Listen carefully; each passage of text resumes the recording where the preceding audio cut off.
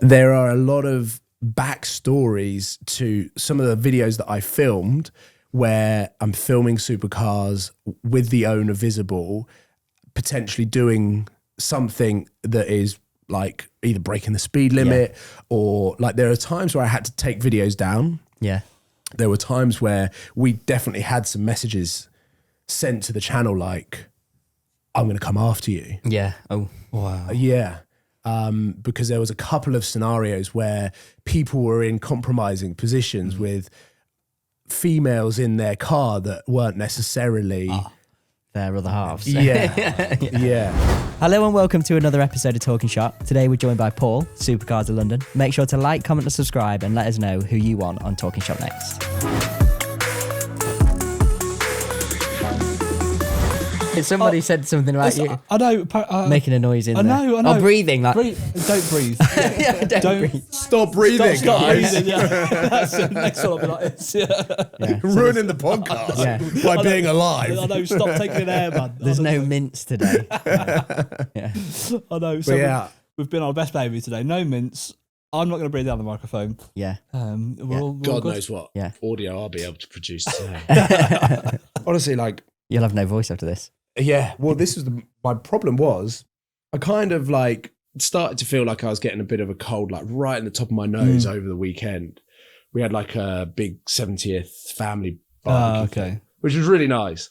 But the only two people that kind of caught whatever was flying around was my nephew, who's 12, and me. So like, we basically both struggled. He like got a bit of an ear infection. Whereas like everything came to my throat. I just carried on. I was filming, I was in meetings, and I got to, I think it was like Tuesday afternoon. Yeah. And it just cracked. Yeah. And I had nothing. Oh, really? I was like, Yeah. the one thing I need. Yeah. Because I had to record voiceovers, obviously this. Yeah. And so I was talking to my wife. She was like, you sound really sexy. And I was like, like the Jason effect. Yeah. So maybe I can sing now. Yeah. Try if I can sing. And literally it's been like a bit of recovery, and I've just been like drinking like, literally bless her, this morning at like 6 a.m. she made me like a warm water with lemon and honey in it to try and like soothe my throat. But like, good old I've remedies. not got a sore throat. It's not a sore throat at all. It's just like whatever is going on in there. I'm no doctor, but it's just like slightly altered. Yeah. You're probably a bit run down as well. If you've had a lot on, you probably just find but like, it's honestly, I feel absolutely fine. Like swam every day this week, ran twice a week. And actually almost like the exercise makes me breathe better, makes me feel better. Yeah. Opens up your airways. Yeah. I always find that. I always say, to be fair, it's a colleague of mine, he always says, you never feel worse after exercise. Yeah. So, and I run all the time. I love it. Yeah. I love it. It's so good. Yeah. Should we just do a podcast about running? Yeah. I might just keep quiet. But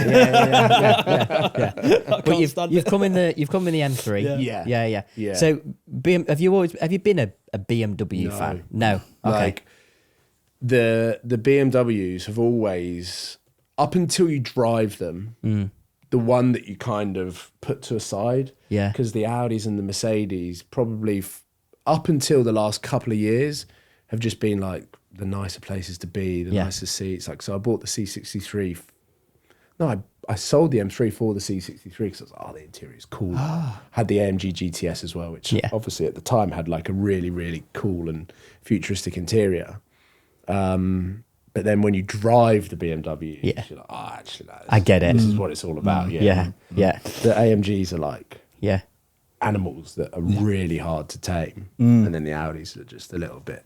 Yeah. So remember that SLS? None of you drive Audis, right? No. So you're in the Porsche? Yes. Yeah. So I've gone BMW, Porsche. Which I think is like the natural progression, isn't it? Yeah. Like you do the BMWs, these are proper drivers. These are amazing. And then like the Porsches are just kind of the level up from that. Do you know what? You summed it up perfectly there. We, me and Ben's my brother. We went on a road trip. no way. Yeah, that's it. Yeah. That's cool. You'd never tell, would you? You wouldn't tell. It's like, I think he's my brother.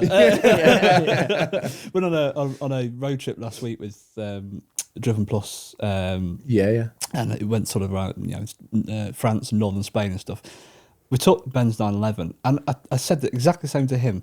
Like, the M3s are great, they're fast, they do everything that you want them to. It's not until you drive a Porsche you realise, oh my God, like, it's so much more dialed in. Yeah. Like the cornering, the way it turns in, just everything is that bit better, isn't it? It's just, I can't explain how it actually works, but it's so funny because when I was a kid and you go into London, for me, all I wanted to film was, I mean, this is going to be great for the podcast. I don't, it might as well be recording, probably are. But like, just roll. The Porsches were always so low down on the list of cars I wanted to see because they didn't really make any noise unless it was the Carrera GT. So I always wanted Ferraris and Lambos, and you'd get annoyed when you see these Porsches because you know that they're the value of the Ferrari. And you're like, why aren't you buying a proper car so that I can film it? And then I've grown up and I'm like, I kind of fully understand why you've gone and bought the Porsche over the Lamborghini or the Ferrari. Interesting. You hear from every corner of the industry, like whether it's PPF, and they see the cars almost rolling off the production line, going straight to them. Porsches are quality control, absolute 10 out of 10, way better than anything else. Then I went and got my air filters sorted on the M3. And you speak to them about how they're re-engineering the BMWs, the Audis, and I'm like, is there anyone that does it so well you can't improve? And they're like, Porsche. Oh, wow. Like, annoying. Yeah. But it's just how they meticulously build their cars. So I found that I have said it a few times already, but 75% of Porsches ever manufactured are still on the road. It's insane. Wow. So 3 out of 4 Porsche are still driving around, ever manufactured. Crazy. Yeah. So there you go, reliability. That's it. And actually, the heritage as well. You know, people have a good interest to keep them on the road as well.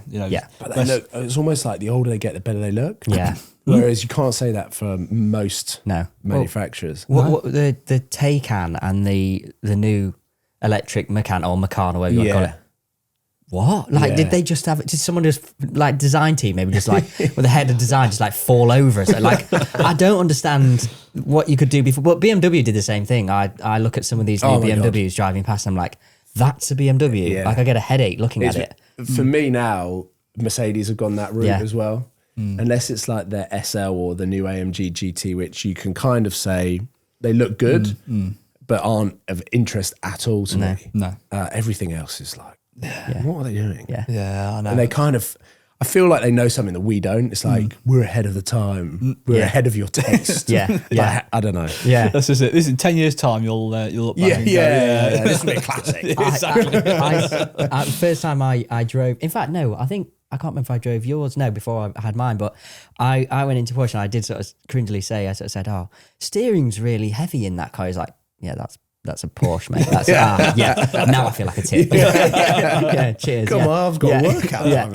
Yeah. They're just like, Ben's got a 911. You've got a 911. no, I've got a Macan S. Okay, yes. Yeah, and you've got one as well, actually. Yeah. So you've got the M3 and a. The wife drives it. That keeps her happy. I think a Cayman. Well, I do want Benz off him when he's finished with him. You don't after last week. Or I know. Yeah. You want a version of his car. No, but if he's got just the, not his. He's got the dog tooth tan, haven't you? And it's just a really classy spec. Ben's specking up cars.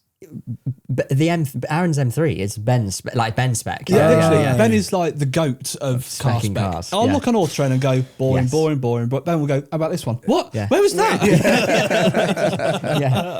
Oh, you can go car shopping for me. I know. I think he just creates them and sells them. Yeah. I'd like I think either Ben's 911 when you're finished or a Boxster GTS. I think they're 4 litre. Naturally aspirated. Thank you very much. Yeah. Put the, because to be fair, obviously we've got a company car that Monday to Friday I'm usually in. The missus drives the Porsche. I want a car. Like I bought this car and then I've gone, see what's happened here. I bought her a car. Yeah. It is natural progression. That's what happens, mate. Yeah. But I BMW beforehand, and you don't realise you could give a fast BMW to almost anyone and they can drive them. Yeah. Like the X Drive, especially if they're X Drive as well. Like any numpty can drive them. They're outrageous. Yeah. Mine is rear wheel drive. I'd like to. Is it really? It's one of the earlier cars. Wow, okay. Pre-X Drive. That's interesting. It'd be interesting to I mean, what's that like to drive? Does it keep itself fairly stable? So I bought it like mid-December. Yeah. Couldn't get any traction down. No. At all. No. But now the temperatures have warmed up. It's a little bit better. It's a little bit more manageable. But interesting. Yeah, it goes.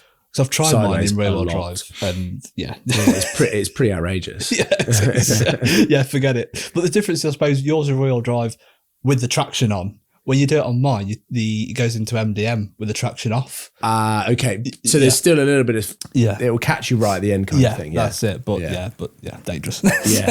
Now you're better off going to an airfield, just turning everything off and learning it. Yeah, because then you'll at least know what to do when it does step out. What I did first time with my F80 M3, I literally drove it down from Redline to an airfield, met up with Archie, who was doing his drag racing. Yeah. And he was like, just turn everything off. Yeah. I was like, are you mad? I've just got a bank to give me a loan for this car. Like, it's not even like it's mine. Yeah. And I was just like sliding it around. And after that, I was like, I feel really comfortable and confident in this car that if anything was to happen, I mean, you really have to provoke it anyway. But it was a well-worthy task and a hell of a lot of fun as well. Yeah, I remember that car because was it black originally? It was black. Then you wrapped it white. Yeah, is that right? Yeah. I think I wrapped it satin black first, and then kind of went really light chalk white colour. And then there was like the crazy like chameleon. That's the wrong word. It was. I did do that for a road trip in Scotland. Yeah, I remember it very well. I remember thinking at the time, that's a cool car. That's a cool car. Yeah. I didn't like. I think I put wheels on it at the end. But it had a stupid exhaust on it to start with that was like unbearable. Yeah. Which was a lot for me to say in those early years on YouTube, where I was like, nah, it has to be like fairly straight piped. But that was like. Not a nice tone. No. Not even a nice sound on full chat, and cold start was so loud that I ended up having to take it off and put a different exhaust on, which was a lot better, but it's still not as fun. Yeah. But that basically stemmed from the very early days, wasn't it? I remember your first supercar, the R8. Yeah. And what a sort of, I suppose, a milestone that was for you at the time, because it was like a builder, wasn't it, of finding your first supercar. Yeah. And then you bought that R8, and then I remember you had like the Armatrix exhaust on it at the time, and it was like the Iron Man wrap on it. And, honestly, I couldn't believe what was going on in my life. It was the best way to describe it. No, I mean that's where it all stemmed from. That is literally where it all come from. Yeah, I basically sold an invisible product to companies. Yeah, I was like looking at Formula One, and Gumball 3000. And selling sponsorship spaces on the car. I was like, I could just do that on a road car, and then I can get someone to pay for the car because I couldn't afford it. So that was basically it. I was like, would you like to have your company logo on 2 doors? Yeah. But that car is going to be driven around London through the summer. It's going to be on YouTube. And it was just really early days to really sell that idea to companies. You had to be quite open-minded to be like, social media, YouTube. Yeah. So it was a hard sell. Yeah. But I found some companies, and like when you look at the price point back then, I think I was charging £400. Really? So 10 times that now. Yeah. And even then people were saying no. Yeah. And I was like, oh man, like I'll find people one day. I'll find someone. And in the end, managed to get some companies on board to help. But even then I was having to do extra So I was like going in, I was taking photos for the companies, I was posting it on their social media. I was then retweeting it through my social media. I was like a social media manager, content creator, consultant, plus advertiser on, it was mad time. Yeah. But you had to do what you had to do. But, you know, let's not forget as well where the YouTube journey actually started for you. I mean, you were probably one of the first really around London filming supercars. Back in the first, certainly the first of that group, the generation, you know, who I started watching. You got yourself, you got Shmee at the time in London. I mean, how on earth did you, I suppose, find the time really at the time? Did you just go into London for the day and just see what you find? That was literally as simple as that. Yeah, it's quite an easy question to answer. Like, how did I find the time? I was 15. I had quite a lot of free time. You do look like scary. You look back on, I went to the oldest video, I thought it said like more than 14, 15 years ago. I'm thinking, wow, that's a long time. And that was my second channel as well. Really? So the first channel had been going since like 2005, 2006. And that had car content on it, along with me on a trampoline doing flips. It was like a mixed match of content. But at the time, I literally had no idea what I was doing. And I just wanted to post fun stuff. And the cars was what I ended up spending a lot of time doing because me and my next door neighbour, I discovered it one summer that Knightsbridge and Mayfair was where all of these very wealthy, affluent people were and had all of these cars that you would see on Top Gear or read in magazines. And I was like, oh my God, like you can actually see these cars driving around. Wow. So there's the days where a lot of the Dubai cars come over, wasn't it, as well? But that still happens now. It's just a lot less, which I think is partly down to the increase in cameras and the amount of people that are following cars down. If you look at the videos now, you'll have like 15, 20 kids all following one car down one street, which doesn't look particularly safe. But also I think the way the world is completely changed. London as a place to drive has completely changed. The residents in Knightsbridge kicked up a big fuss about the noise and the speeding. So that's limited the activity. These guys were coming over from the Middle East and treating it like a racetrack. They felt like they could let loose and be themselves and do their own thing, which in their own country, they might have felt limited in doing.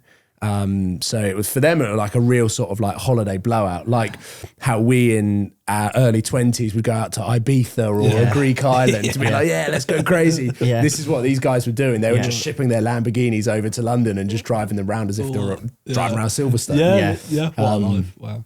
Very cool. So I think now you'll see still a spread of Middle Eastern number plated cars, London, Cannes, Monaco.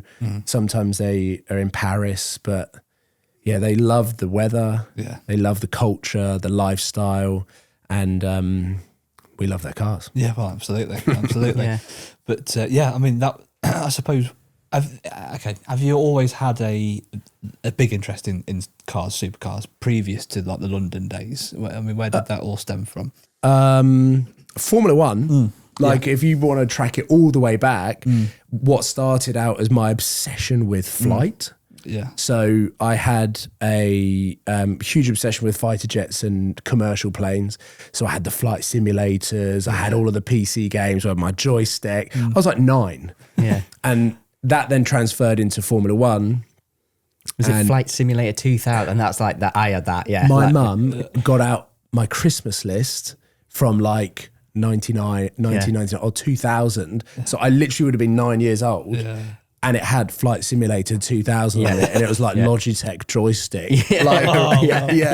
So, it's since then where Formula One turned into realizing that the likes of Ferrari, these beautiful red cars that were winning every single race, also made road cars. That I then realized, well, hold on a minute, what the hell is that driving towards me? And it was a 360 Spider. I It's like, that is beautiful. Yeah. And that's really where it stemmed from. And I was watching Top Gear, I was reading all of these magazines, and any new car that came out, the Geneva Motor Show, Paris Motor Show, Frankfurt Motor Show, I would see what had been launched and then basically have to sit there and wait 6 to 9 months until Jeremy Clarkson got it and filmed it for Top Gear. Yeah. So that was the process until I discovered what was going on in London. Yeah.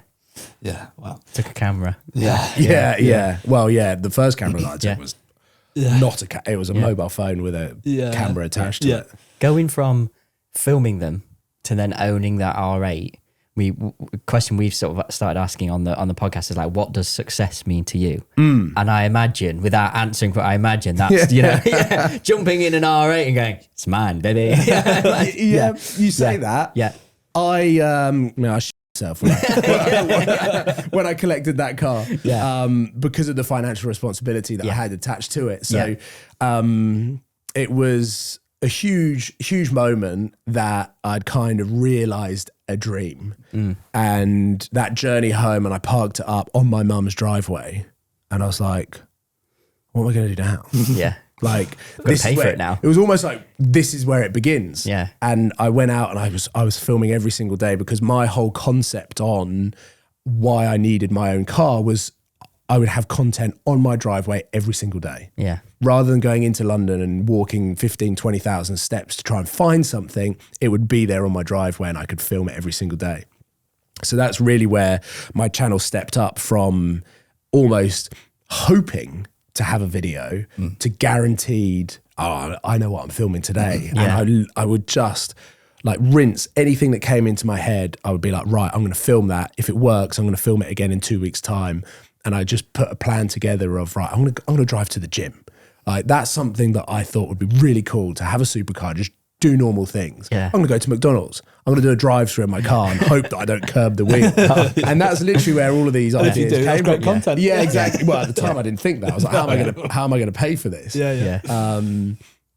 The only thing that did come into my mind, that as I started to realize the interest in buying cars and selling cars and what am I going to buy next, was, what if I crashed it on the day I collected it? And I was so tempted to almost like purposefully crash a car on the day of collection. like leaving the dealership. I just didn't have the balls. I just couldn't do it. Looking at some of those videos you did back in the day of like rich guys crashes Lamborghini or whatever, it would have done well. Yeah.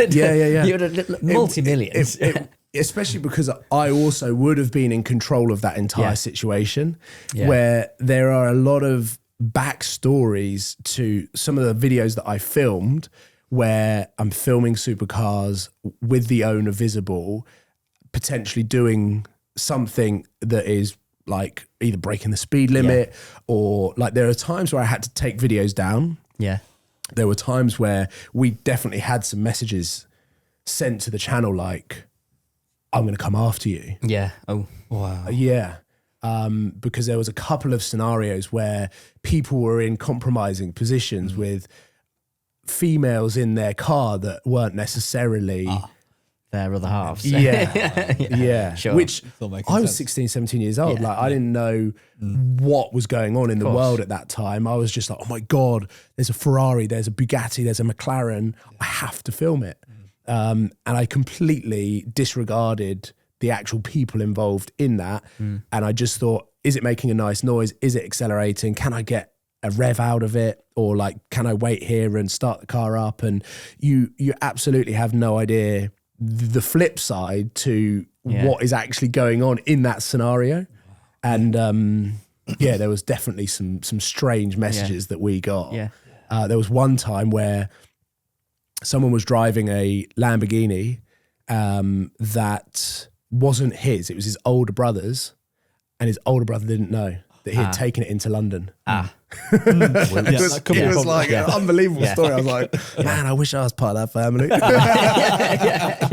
That's it. Why does the car move? That's before the days of an app now that tells you every time your car leaves a certain location or whatever. Exactly. So, because those videos did from looking, they're really well. If you look at something, there's one on there. There's an old to your old one, there was an old Gallardo, was it Balboni on there? It's done like 5 million views now on there. Yeah. He's literally just filming a supercar go past, revving, it was something like teasing the streets or something like that. Yeah. 5.5 million views. But I think even now, if I was to start again, I do think the interest is in that real, what is going on, and almost live. Yeah.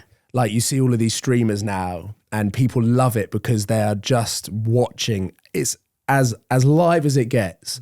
And I appreciate that me filming, I want to feel like I brought people on that journey, whether it's going to car spotting, sitting in the passenger seat with me on a car that I'm driving. And even now today, like I always want to try and make people feel like they're watching it, but they're with me at the same time. And that's all I think people, they want a taste of whatever it is, especially if you don't live in London or you've never visited London. So going into London and seeing what's going on, there's always that thrill of, I don't know what's going to be around the corner. Sort of being in that moment. Really. Exactly. Yeah. So I think that's probably still where the majority of the excitement and views and success would come from. I think if you went straight in and tried to do car reviews or like a Matt Armstrong-esque, I'm going to rebuild this, you'd probably just be like, oh, you're like this person is, you'd just get likened to other people and then potentially fall through the cracks. It's hard to cut through the noise. Yeah. Because you were doing something that really wasn't done before on YouTube. Like you were uploading videos of these cars and nobody was doing that. No, there was like... I mean, if you go back far enough, it's hard enough to get a camera that could actually, generate a decent image by the time you'd uploaded it to YouTube. Or a phone or whatever. You look back now and you're like, oh no, that was not a decent camera. Like the early days, I was on a phone that was literally recording. I didn't even know what the frame rate was or how, it was... I've still got it all. I've still got hard drives that have all of my early videos on. So I can literally go back and see the raw file from 2007. Yeah. Which I absolutely love. Yeah, I can imagine. Just like almost a bit of a time warp, really. It is. Yeah. What was it like at the time? Obviously, now you'd be able to just WhatsApp someone, or I mean, you had text obviously, but you'd be able to sort of be on social media and sort of say, look, come to Knightsbridge. There's a Veyron, there's an Enzo, whatever. What was it like then, trying to get around London, trying to sort of communicate where all these cars were? Was it less likely you'd get your camber nicked or your phone nicked? Well, for sure. There is that. How do you communicate with each other? To be honest, there wasn't that much communication. No. From my side anyway. So I would go around with Zach, who we founded Supercars of London together. He was my next door neighbour. So we would walk around together. Every now and again, we would split up and be like, right, you go to Harrods, I'll go to Hyde Park Corner. And then from there, we would just call each other what's going on and we'd try and cover as much as possible. But other than that, the thrill was not knowing what you were going to see. And it was almost like going in blind. Some days you would literally see nothing. And it was fairly depressing walking back to the train station after not seeing anything. But then you had days where everything kicked off and you had these amazing moments where you'd see either a London regular who you knew was going to give you a video one way or another. But it was actually Shmee, Tim, who really transformed and evolved the London car spotting scene, because where he lived at the time, he would either be working, he'd be editing, and he would use either some of the spotters to basically get a tip on, this car's just turned up. So he'd get in his car, he'd drive, he'd film it, he'd then drive back home, he'd edit it, he'd upload it, and he'd be there first. And there was definitely some times where we'd be at the same car and he would start filming it and I'd just go, he's beat me to it. That's it, I'm done now. Yeah. Oh, wow. It does seem as well, obviously we didn't never know, but it seems a Shmee characteristic to get in there first. Like he'd be the one, crack a dawn, like, oh no, I'm getting there first. Everyone get the train at 6:03, he's on it at 5:45. But like he has not changed in the time. Like his passion, his level of his drive, work ethic, his drive has remained the same the entire time. And it's unbelievable to see, because I knew what he was like in those early days. And it was him who told me, we were in his bath I don't know whether you remember his Abarth when he had his R8 Spy. We were driving through London in his Abarth when London was really starting to kick off. So like 5:30 p.m. on like a July evening. And he was like, you should talk on camera, put your face on camera. And I was looking at him going like, I know you do it. Yeah. And I can see the views, but I'm terrified what my friends are going to think, what my family are going to think. Like not once did I think about the audience and what they wanted and an insight into the London car scene. It was just like, oh, I'm not sure. Like I'm just like a real, like I almost like went into my shell even more. Mm-hmm. But yeah, he was the one that was like, you've got to put your personality in with the cars and that will send you up. And that was probably the first time that I like thought, wow, this is something that when it goes, it might not be controllable. Yeah. No, I get that. Well, I did write some stats down earlier, but if you would look back in those early days now and go, YouTube, 930,000 subscribers, you got 2.3 thousand videos and over, I mean, a number that I can't even imagine to try and start there, but that, you know, the views you've had on YouTube over the years is unbelievable. Yeah. But how would you think back then, that, you know, in so many years' time, it would be that successful? You're right. You don't know. No. It could go one way or the other. There are definitely like amazing things that have come off the back of going out and filming cars on YouTube. Yeah. Like I'm living a life that I think a 14, 15-year-old Paul Wallace would have been itching to have experienced. Yeah. And like, I just can't believe the journey that it's been so far. And 2025, you look back at those numbers now and you're like they're big numbers. Yeah. I look at some of the other guys that are doing it and you're like, in the short space of time that they've been going, like the numbers that they've accumulated. Sure. Whereas I started before YouTube really was bought by Google. Like I've like had a big run up at it and I'm super proud of being going for 16, 17 years or something like that. Yeah. But I still have 70,000 subscribers to go to get to 1 million. Yeah. It's kind of like I always, the journey is going back to the R8, the journey to get there is way more fun than once you're there. Yeah. And I literally have it tattooed, like the journey is more important than the victory. Yeah.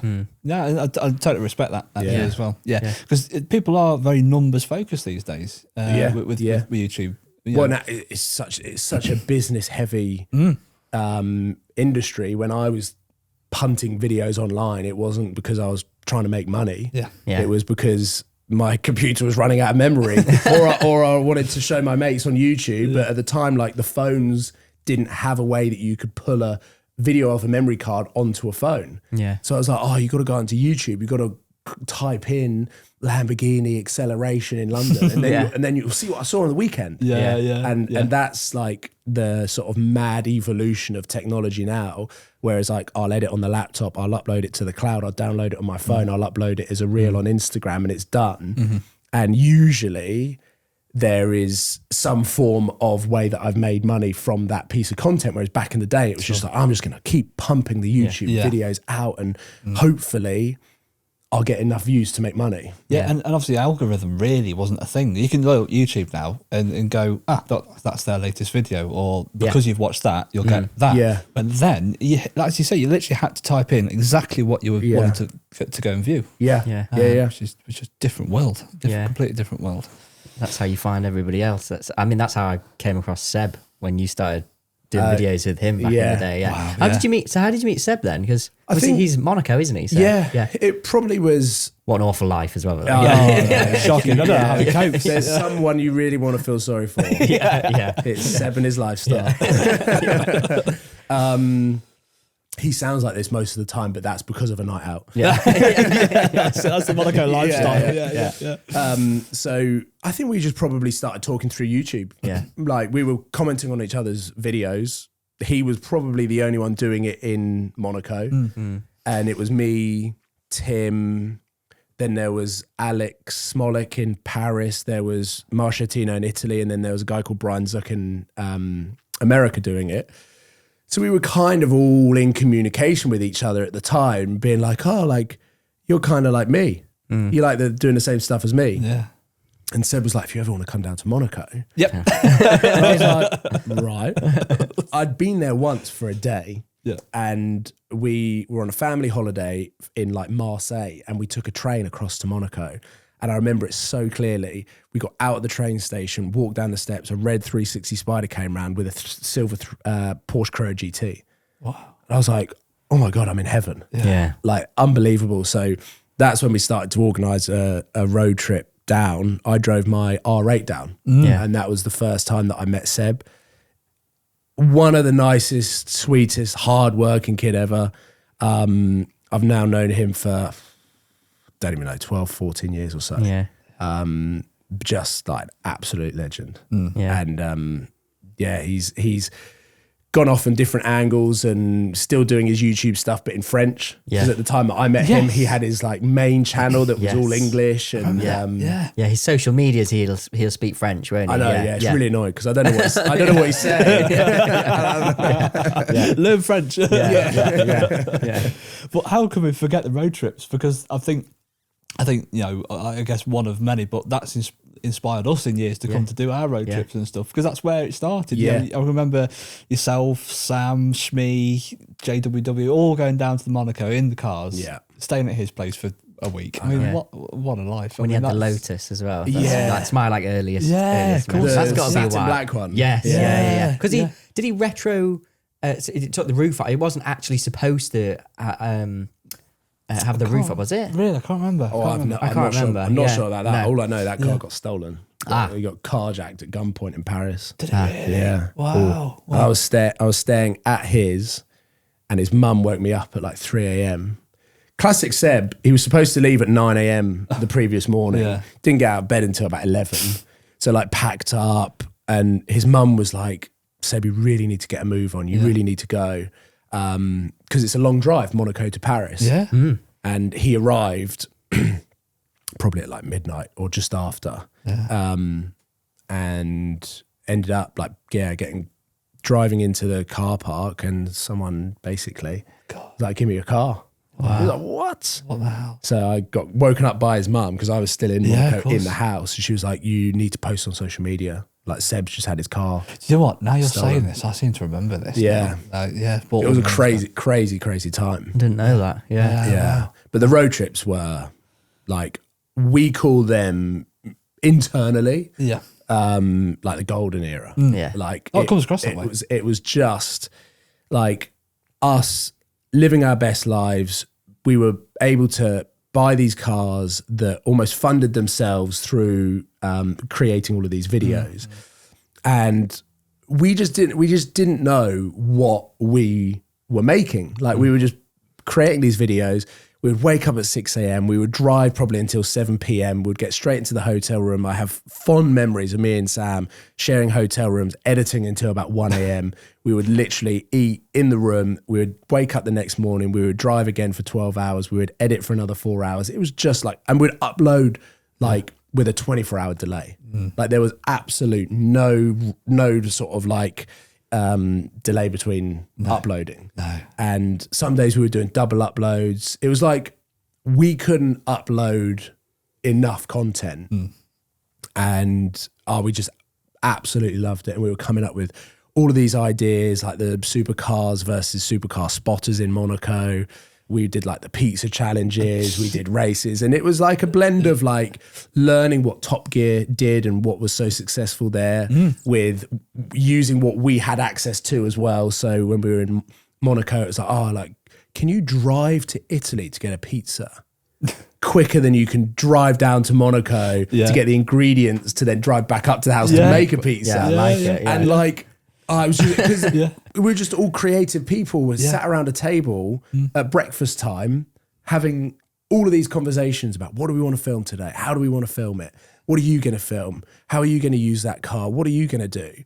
And we'd be down there, and Seb's parents were unbelievably accommodating to just let us basically use their house for 7-10 days. It was incredible. I suppose you got that thing of as well. How do you not film the same content as each other? Well, at the time, like we could kind of film our own perspective on the day. So whatever it is that we were doing, it kind of worked because it was our point of view on our channel. Yeah.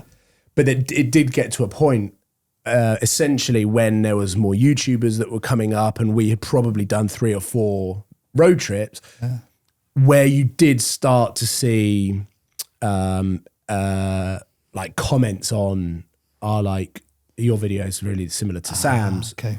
And then it was kind of like, right, we kind of have to change it up. We have to do something different. We each have to come up with a different angle or a different narrative. And that's when it started to become a lot more difficult, because it wasn't just what are we going to film that's different. It was, we can't all upload on the same time, because then we started to feel the competition that if I'm uploading a completely different video from this day as Sam is, and we're uploading it at the same time, our audience are going to choose which one they're going to watch. That's it. They've already seen that, haven't they? Exactly. Yeah. So it then started to really change the dynamic of it, of the road trip, but also from like a business model as well. So like if someone spent 5 days filming 5 videos and they've underperformed in comparison to one of the other guys, they're probably not going to make as much money. Therefore, the cost of the trip you might not have broken even on the road trip. No. Yeah. So it's a completely different, much more business focused. And I think Tim and James were the two that really drove that sort of business focused competition mindset. Yeah. Which is totally fair. And their backgrounds have come from business. Their parents very successful in business. So it's almost like, they're in it more so for the business longevity as they are like hanging out with mates and having some fun. Whereas like me, Sam and Seb were just like, let's go to McDonald's again. Like, let's go car spotting. But I think you've all sort of certainly stayed in your own lanes there and done, and I think that's it, as you said earlier, what's the point changing content completely from one end to the other? Because that's what people have sort of subscribed to you for. Yeah. Is that, like the early days, the banter and the supercar trips and the modifying and the wraps and stuff. That's what people want to see. Yeah. So you can still look now, like the majority of the interest is in that kind of stuff, especially on my channel. Yeah. And it's predominantly like you can see which manufacturers, which brands are favoured based on the content and the audience that I've built. So like Lamborghinis, for example, it's much more focused on my channel. You go on Sam's channel, and when he filmed the Rev Welter, it's one of his like least performing videos, which is crazy. Yeah. But you think Sam's audience is much more focused around the Porsches, the Ferraris, the real classic modern stuff. Whereas me, it's always been shouty Lamborghinis. It works. It worked. If it worked, well, everyone associates you with the Mercy, obviously. I'll go. That's right. Even before that, I mean, the big highlight was your first Lamborghini, which was you have to correct me. It was a Gallardo, but I can't remember what edition it was. Bicolore. Yes. A forgotten edition. That's it. No one cared about. But was that your? I don't remember right. Was it your first Lamborghini before 21? Before 25. 25, that was it. I would be dead if I had a Lamborghini before 21. I mean, I did think but I mean, wow. I mean, you talk about the R8 being a milestone. But that must have been huge at the time. It was always what I talked about at school. I want to have a Lamborghini by 25. And my friends, like students, I couldn't even call them friends, were just like, that's not going to happen. Because we'd had it, everyone has it drummed into you that like you finish school, you go to university, you go get a job, and that's it. So the idea of reaching for such an outrageous materialistic thing is almost like frowned upon, all the way down from like a teacher's level. And I just fed off everyone saying me it's not going to happen. I honestly would sit there in class and I'd look out the window, and I can still picture it now for the school that I went to, and you could just see the road. And I just used to close my eyes and imagine me driving a Lamborghini up that road. And to get to a point where it was actually a possibility, it was all of the people that ever told me, that's not going to happen. No way you're going to have a Lamborghini before 25. I had no idea how I was going to do it. I had no idea what career path I was going to take. Every time I had a careers class at school, it was like, oh, you're going to be a forklift truck driver or you're going to be this. Like my academic levels weren't as good as my siblings or as some of my other students at school.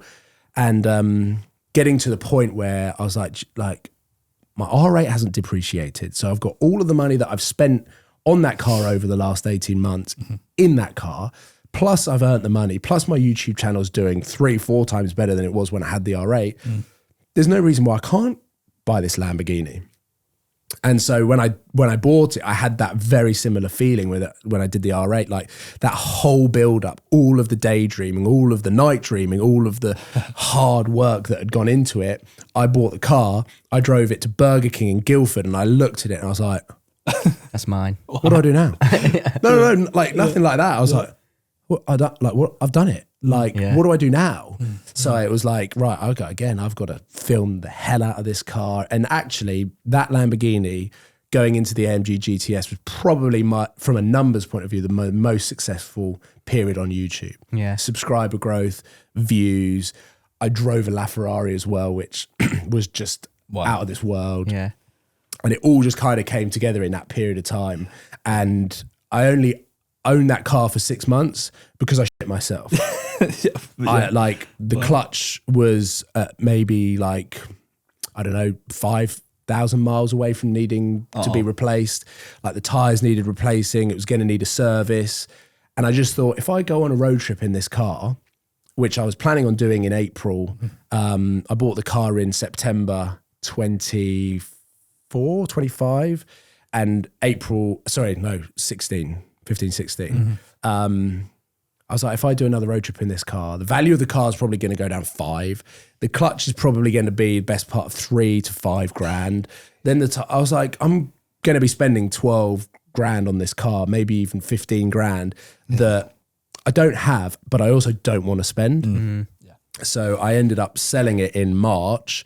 Got a pretty good price for it, which then rolled me into the AMG GTS, which I then took onto the road trip in April and had a far better time because of how comfortable it was and how much of a GT car it was. No risk as such with mechanical. It was basically brand new. I think it done 400 miles on the car. So I spent ages trying to think of the name of the company the other day, thinking, what is it? Southern Sky Motors. Yeah. And I remember it well. I remember the building, I remember the front. I spent hours thinking about that. The building is still there. Is it? Yeah. Obviously, they don't exist anymore. No. But actually, the sort of like spearhead main person of Southern Sky Motors, he operates through a different company. So he's got his own dealership and he's doing really, really well. And then the main, let's say, money guy behind Southern Sky, I still speak to. I've still filmed videos with. Brilliant. So like the two of them that ended up parting ways are still very much in and around the frame and like still really good friends. Yeah, sure.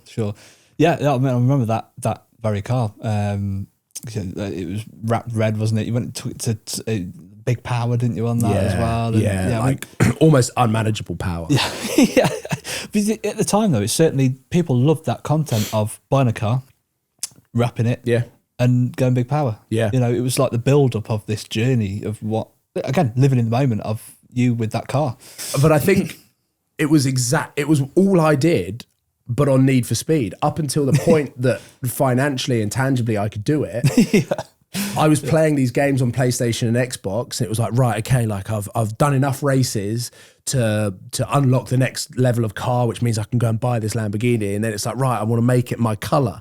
And then I was like, I want to make it loud. I want to make it faster. I need to win more races. So like all it is, if you look back in the day on like Need for Speed or even Forza Horizon to an extent, like we were just living that in real life, which is just I've never looked at it like that, but you're absolutely spot on. Yeah, it literally is. That is how it's going evolved, fast and looking good doing it. Basically, and there are a lot of times where I've looked out in front in real life and gone, I'm in the game. Yeah, there's 6 or 7 supercars driving up this mountain. I'm in my own supercar. I am living the game. And I spent so many years vicariously playing Test Drive Unlimited on the Xbox, point of view, in love with, my new Lamborghini. I've just gone to the dealership and ordered it. I've done so many races. I've spent 2 hours of my time to earn enough money to get this car. If it was that easy. If only. So it really definitely transferred over into real life. And then I haven't realized this up until recently, where I was just like, all I was doing was filming it. I was just filming a game in real life and putting it on YouTube. Yeah, what a great perspective. Yeah. I've never ever looked at it like that, but you've hit it on the head. Yeah. Wow. Just quickly as well, there's a Supra on here. I love those Supras. Oh, the Mega.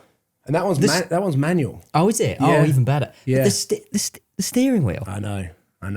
It's designed such a beautiful It's so car, and it's flat so awesome. And then I know. It's just an airbag, isn't it? It's just an airbag. Because you've got to stare at the thing I know. for so long. They could have just nailed it. It's the first thing anybody should do when you buy this. Go and get a nice steering wheel. Yeah. But yeah, no, absolutely. I mean, you can see all the amazing road trips and cars and whatever, and everything you get to experience over the years. Pinch yourself moments. I mean, we started to do some road trips. Yeah, inspired Across from of course. the early days of yourself. And, we've been able to have some you're amazing absolutely right. You're driving these cars thinking, wow, if years ago would have said we'd be on a road trip with 4 or 5 of our mates in our dream cars, really tangible dream cars.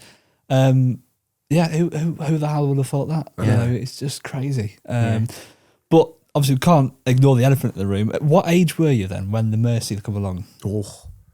From 25 with your 2018, so I would have been 27. And how many insurance companies were like, I'm sorry, who are you? And you want to insure what with us? That was the on my Gallardo. I had to spell Lamborghini to the person on the phone. No way. Yeah.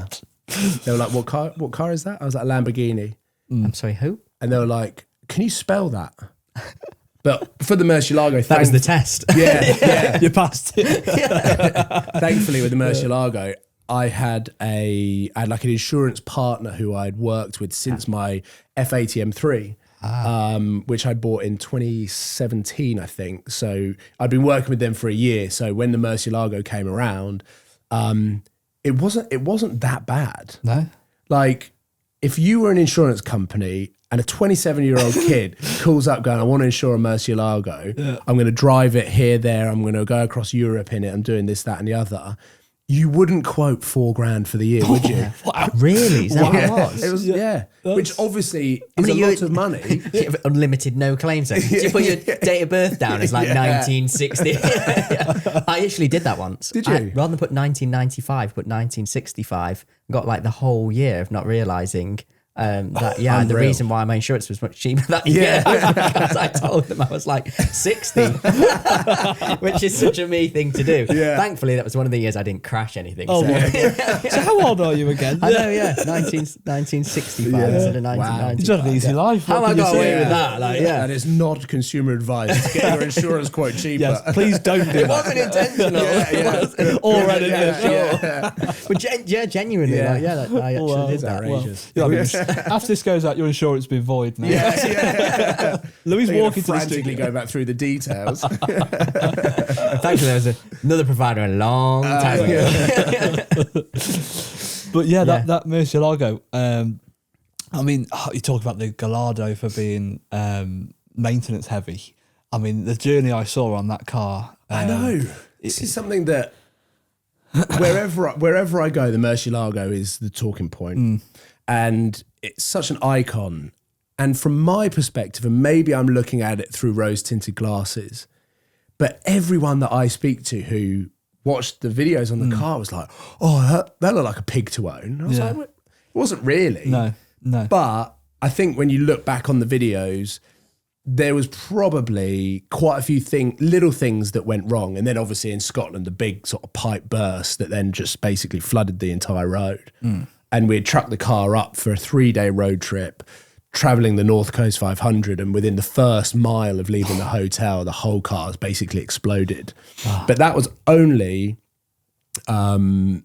essentially like a pipe that I think had probably existed since the car had been built, and it had just like I don't know what the word is, but it's like almost, hardened, and then like we got too rigid, and then just basically burst on acceleration. And it was I think it was like £65 to replace. It's like cheap as Lamborghini part. Exactly. Yeah. But other than that, the car was okay. Like it had engine lights on from the exhaust system. When I sold the car, I had a service. But there was a few like quirks and stuff. The main thing was obviously the paint. So I bought the car in white, and VVS, who I bought it from, were like, just to let you know, the paint isn't good. And I was 27 years old. I didn't know what that meant. So I was like, don't worry, I'm wrapping it. It's fine. Yeah. And anyway, I wrapped the car. Yeah. The story goes, behind the scenes, I'd been approached by a body shop company who wanted publicity, exposure, marketing, and said the Murciélago would be a fantastic piece of content for us to examine, give you a price on how much things will cost to bring it back up and almost restore it. And if you filmed it, posted it on your social media, we could do the work for free. Wow. I was like, why don't we get a brand new car? So I emailed them back, said, look, this is something really interesting. One thing you need to know is the car is wrapped.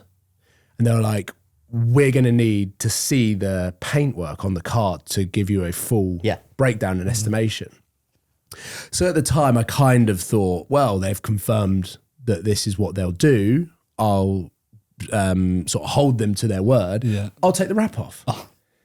All of the lacquer came off with the car. The car looked like it had a paint disease. Like it was awful. I felt so embarrassed to drive around this car that just looked flaky. Some parts were satin, some parts were gloss. In my head, I thought, my dream car ownership is not supposed to look like this. And I drove it down to this place. They obviously saw the paint, and they were like, this is going to be about 45 grand's worth of work. I was like, what? Oh, no. And they were like, yeah, we don't want to touch this car. No. I was like, so I've now got a de-wrapped car that needs paint that you're now not telling me you're going to do. So I drove it straight to the wrap shop. I was like, wrap it now whilst I figure out a plan. So that's why the car went to that like shiny green. Right. And that basically covered me for the period of time where any free time I just drove to paint shops. I was like, my car is wrecked. I need it fully like repainted, restored, and ended up finding Barkaways, who did a fantastic job. They put it back to its original spec. I absolutely loved it. Got the car PPF'd, looked at it. I was like, that's too nice for me to own. This is the nicest it's ever going to look. This is the best condition. This is the time that I'm going to get maximum money for it. Quick so that's why I ended up selling it. But I mean, you talk about the exhaust on it. I remember the Tunnels. M25 tunnel runs. I think you just turned round and round. I think you just did the tunnel run like 5 or 6 times. Was it that M1 bit? Like there's there was the Hatfield tunnel on the A1. But M25 tunnels as well. So going across to Essex, there's 2 on the way there. There's one obviously going underneath the Dartford crossing too. And I went through them all. I mean, that was like an old school F1 car, full chat. I mean, I edited a video recently, which is the GT3 with the Fab Speed exhaust. I think it was on here maybe like 20 minutes ago, and I've put together a compilation of my Murciélago. Oh wow! And be like, what sounds better, GT3 with a Fab Speed exhaust or Murciélago? I gotta see that. Just listening to it again, I'm like, oh my god. So the car still exists with that exhaust. Does it really? Yeah, it's up near like Preston way. Oh wow! But it's still it's probably the only UK LP640 with a Fab Speed exhaust. Wow. Still today, and it's still quite an achievement. Yeah. On that note, do you sort of keep in touch with any of your old cars or any of the owners? I've discovered my Gallardo once, and I went back and drove it, which was really cool. the R8 was a funny story because when I bought that car, I owned it for about 18 months and I did have some mechanical issues with that car. We ended up changing the clutch and I was in Monaco with, I would say probably my Gallardo, and I heard this voice, Paul. And I looked up and it was like in a hotel room window. And he was like, wait there. I was like, what the hell is going on here? He comes out the front door and he goes, I used to own the R8 that you bought. I was like, no way. Wow. Like, what a crazy small world. Yeah. And he was like, did you have loads of gearbox problems? I was like, yeah, I did actually. Did you not fail to mention that to the guy that sold me the car? And he was like, yeah, like it was a bit of a pig actually. And I was like, yeah, it wasn't the best. Yeah. And I ended up forking out a bit of money for the clutch. Like perfectly nice guy, but it was just funny how he was like, oh yeah, did you have maybe a bit too honest. Yeah, did you have the same issues as me? The Gallardo, I ended up driving after I had sold it, and that car's like been to the Nürburgring a few times. Like it's done some cool stuff. I saw my AMG GTS on Auto Trader, but I wouldn't buy that car. No, not after the tune and like what I know about where that car went off onto. I probably wouldn't go near that car. Murciélago, I kind of know where it is, and then like the other, I don't know where my Hurricane is. No, I'm pretty sure that's still with the original owner. Yeah. Guy down in Bournemouth bought it, and I'm pretty sure he's the still orange in. one. Was that was it with the stripe on the front, wasn't it? Mega, aren't they? Yeah. We drove one, didn't we? Yeah. Oh, mega. Yeah. I mean, every generation of that car. To think you could go in and drive a 2014 Hurricane now, wouldn't feel like it's an old car. Yeah. No. Unless it's done like 80,000 miles. And the money as well. I know. I mean, you look at, say, 2014, 2016 Hurricane now, there's still like strong money. Yeah, like 110, 120. Yeah.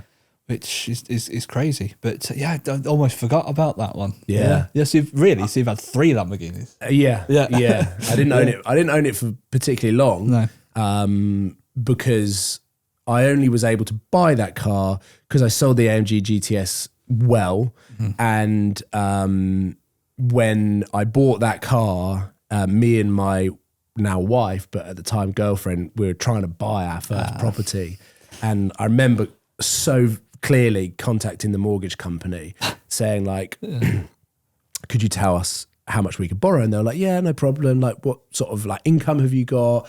The usual process. And they're like, have you got any like personal debts? I was like, well. like, what do you mean? I'm not in any debt. No. She was like, no, like cars on finance.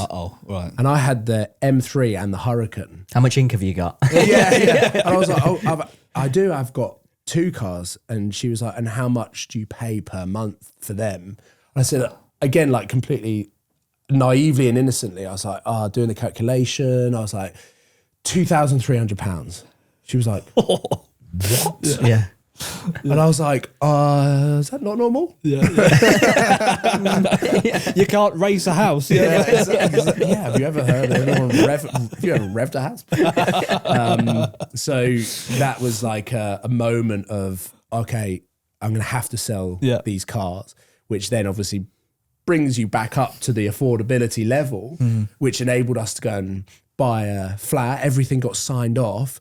June, we got the keys and we moved in. And in August, I went and bought the Murciélago. Yeah. It's like, how does that work from a sort of like logical point of view? Yeah. Like from a risk perspective, it makes no sense whatsoever. No. Like the way that I had to sell that car and have the house and then buy. Yeah.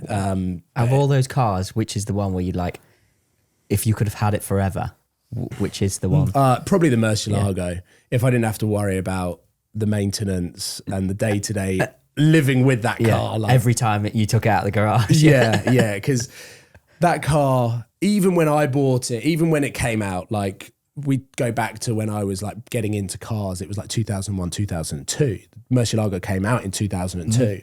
So the like iconicness of that car has lived with me pretty much since I've been involved with cars. And even now, like you look at the price of them and where they're going, and they're creeping up. The manual cars are selling for like 800 grand. Like in the US, they're like $1 million.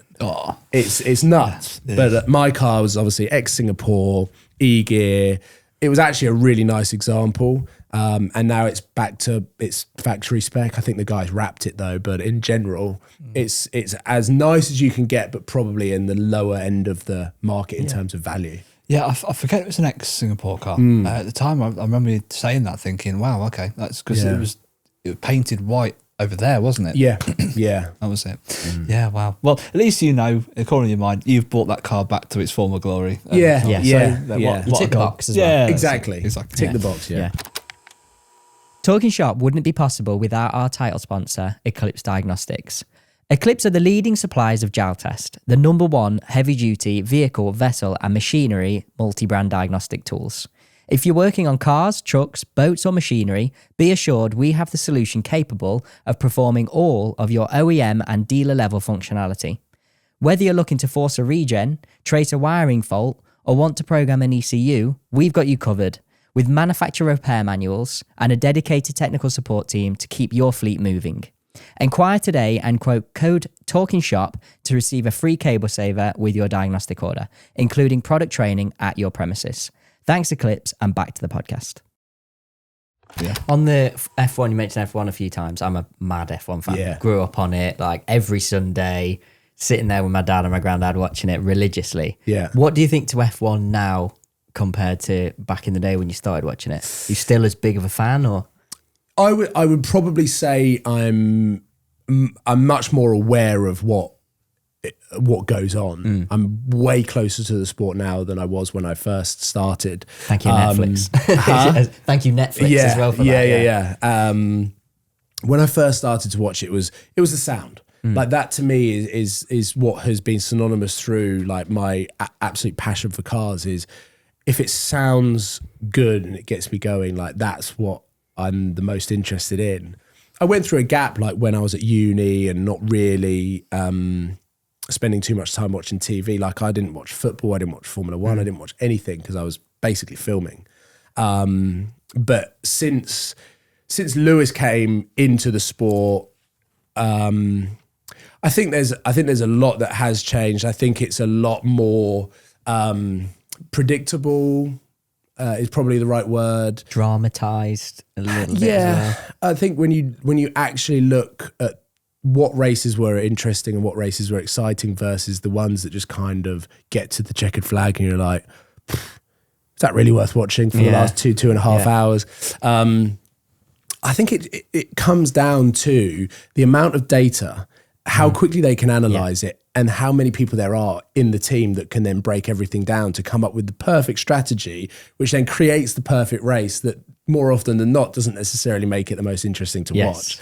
It's when you get these spots of weather, like we saw at Silverstone, where it throws the strategy out and they have to think on their feet a little bit and they've got to try something different to try and gain an edge on the competition, is where you get the most exciting racing. I quite like watching F2. I actually prefer on a weekend to just sit and in the morning you kind of just chill with a bit of breakfast. It's more raw. Exactly. It's more unpredictable and they make more mistakes.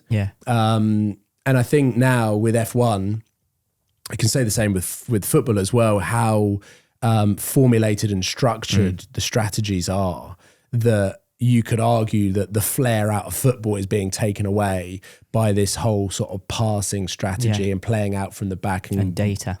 Exactly. So it feels less authentic, more data driven. Have you seen the film Moneyball on the baseball with Brad Pitt? No. I suppose what you're describing is essentially what happened to baseball is essentially over the last sort of 10, 15 years has happened to F1. And has definitely happened to football as well. But I'll have to watch it. It's definitely got, it's a great film. Film. But that is all about actually, have you ever thought about picking players, who would be right for the team just based on stats? And it's like this young guy came in from uni or whatever and came in with a coach and was just like, get rid of all those people. I'm going to show you just from data how we can build a championship winning team. And they did. Incredible, completely dominated. But amazing, but also quite sad. It is. Because that raw form of you don't know what's going to happen next has gone out the window and they're getting so good with data, they're getting so much more efficient, but also the cars are so much more reliable now. What they can analyze and then remanufacture and change for the next race is so good that 30 laps in with 30 to go and Lando's 20 seconds ahead, chances are he's probably going to win the race. Yeah. Whereas, back in the day, you used to get, look at Lewis when he won his first world title, coming round the corner in Brazil. Yeah. Obviously, the Williams breaks down in front of him and he goes from like sixth to fifth or whatever and wins the title by 1 point. You just don't get that anymore. No. Other than the manufactured 2021 result, which It's all subject. I was swearing at the telly. Oh, my heart rate was through the roof. I went Schumacher, and it's typical as being a kid as well. You always want to support the best, but I went Schumacher straight to Lewis, and I've always been a mad Lewis fan ever since. And Verstappen is awesome. Obviously, he's incredible, and what he can do with that Red Bull at the minute, considering Yuki's driving the exact same thing, is insane. But that race really hurt. I could have killed Michael Massey. Oh God, it was awful. But it was. And at the time, me and Sam were recording the F1 podcast. So we had our own little strand. It was so fun to feel like we were reporting on it. We were giving our opinion on it, and we were both massive Lewis fans. Sam obviously had his allegiance with Ferrari as well. But once that season ended, we were both so deflated. And then we went into the next season, Max started to win everything. We were like, have we even got a podcast anymore? Because all we are is just like getting really angry about Christian Horner and Max Verstappen and Red Bull. And we eventually were like, that's probably best that we stop recording this because we haven't got anything to say that's actually what we want to talk about. So, that year's got to be the most outrageous, and to be honest with you, in all sports, I'm trying to think of an actual season that was just so chaotic. Well, I think Lewis needed to win the last 4 races. And he basically did up until Abu Dhabi. Because he's a G. Because he's amazing. You've seen the F1 movie? Yes. Oh no, sorry, I haven't. No, I haven't seen it. No, I haven't seen it yet. I won't say no, I haven't seen it. I won't say anything. Yeah, I'm not sure what to expect on it yet.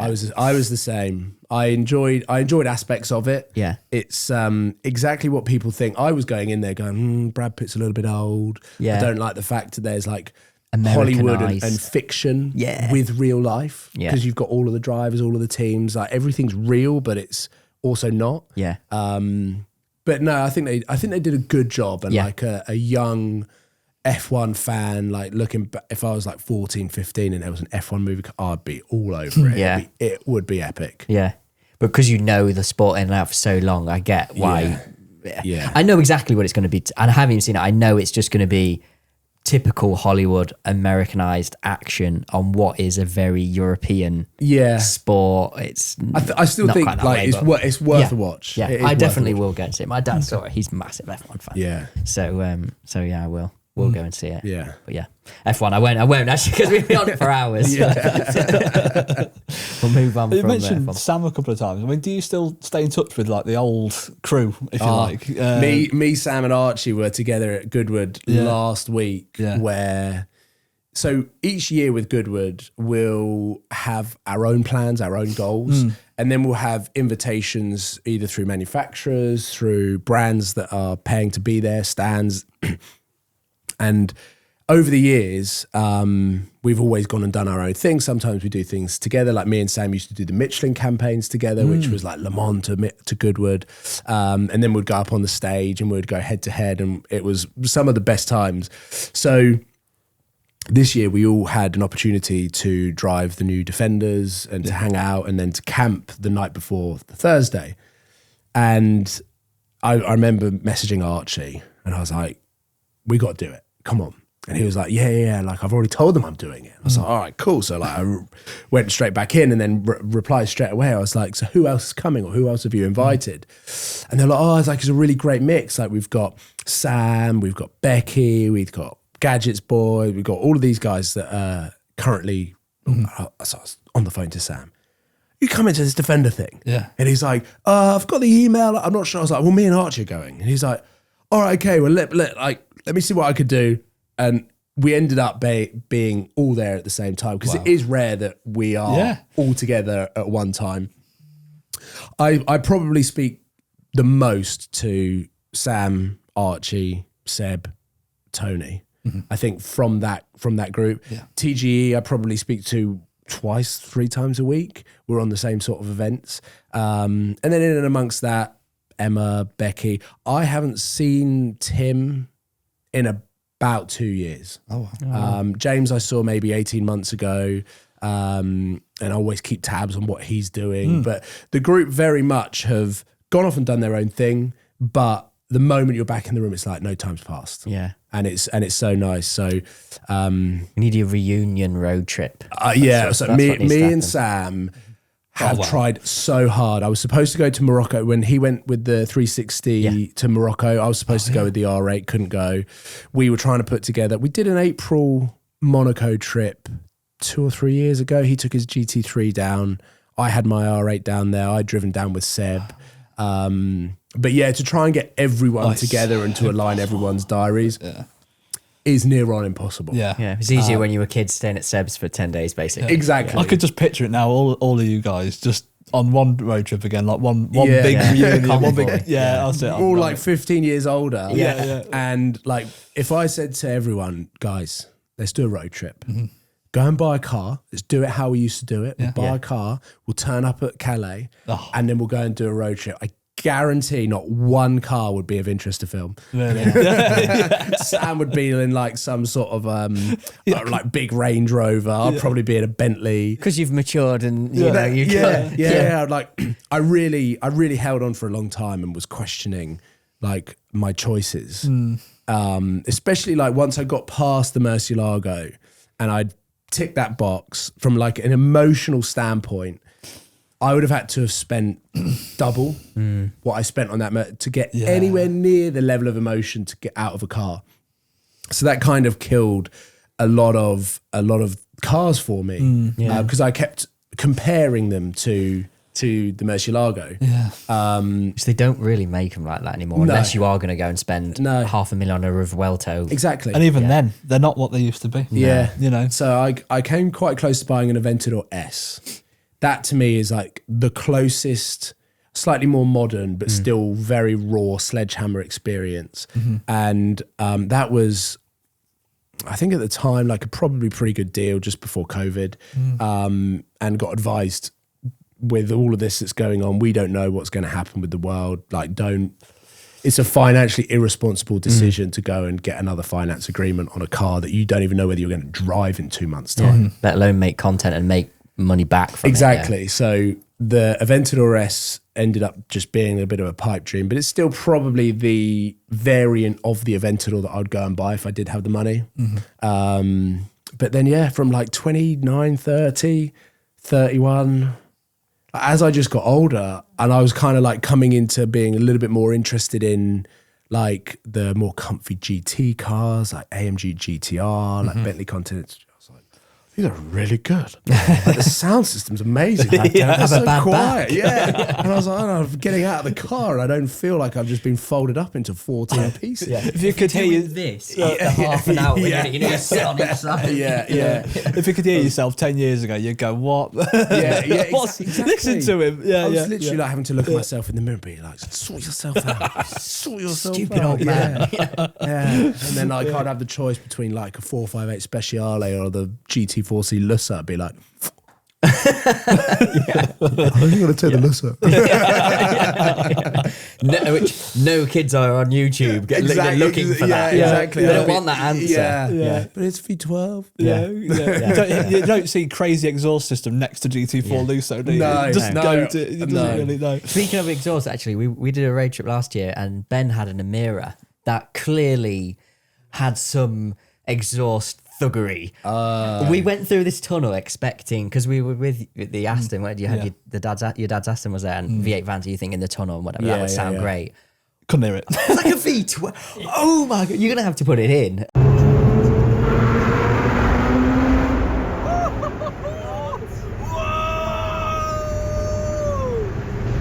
Do that again, man.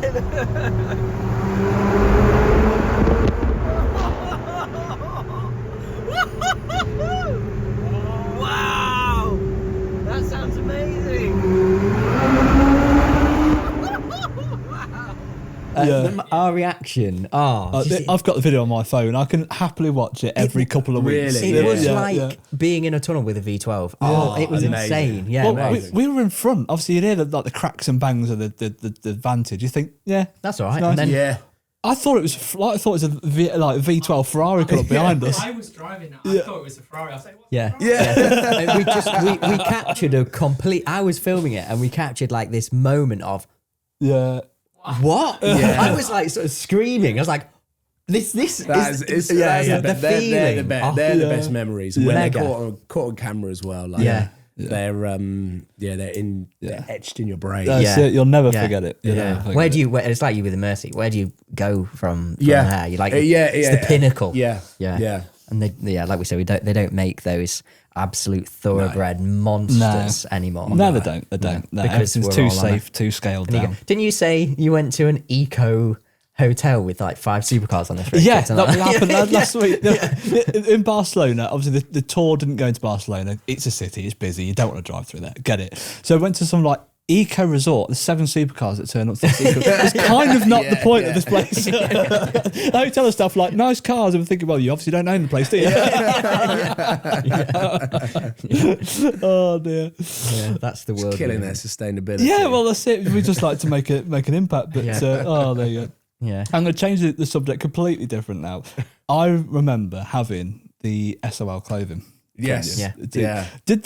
Was that successful for you at the time? Or does it still exist? Or I would love it to exist. My passion for that area of the clothing industry absolutely still exists, and I'm currently working with a really cool team on some things that aren't SOL clothing, but it means that I get to have input and an involvement into that world and be creative in that space. SOL clothing was kind of born from seeing other YouTubers create merch and thinking, do people really want to wear that?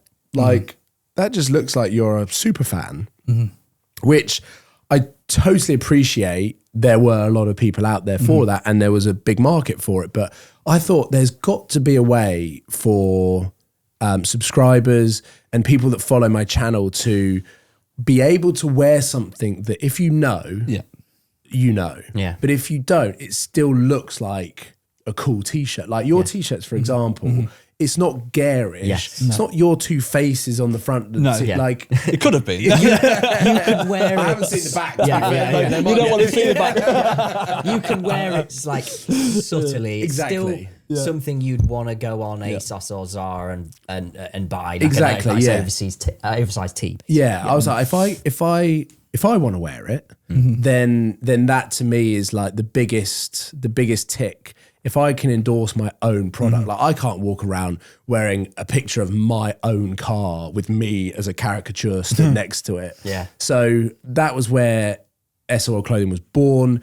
I then found a company who could basically print to order. So I didn't have to order or guess that there would be 25 smalls and 30 mediums and 20 large. So it was kind of whenever the orders come in, they could just print, they could send it out, just drop shipping 101. It was perfect. And I just wanted to launch numbered. I just wanted them to be numbered. I wanted it to feel like it was the automotive space. So you had like a rare or a limited edition Ferrari or whatever it was. Not that I was likening my clothing to buying a Ferrari, but sure. Those that almost like I want it, but I can't have it because it's sold out. Yeah, that experience, if you like, isn't it? Yeah. All that, everyone wants what they can't have, and I launched the t-shirts, and they went live. I remember I was at Vicarage Road watching Watford versus Crystal Palace, and they went live at half time, and by the end of half time, they'd sold out. Wow. And I was like, oh my God. Yeah. Like for a t-shirt that was like reasonably priced. I wasn't like chasing profit. I wasn't trying to get rich. No. I think the t-shirts probably cost me like 16, 17 quid and I was selling them for 25. Yeah. Okay. And went on to do a whole bunch of different competitions. I ended up doing like Black Friday competitions where it was like, if you are in the UK, you will go into a pool and I will just select random people and I'll deliver your orders in my Lamborghini. I'll take you out in it. I did it with the AMG GTS, and we were making some decent money for it not to be a full-time operation.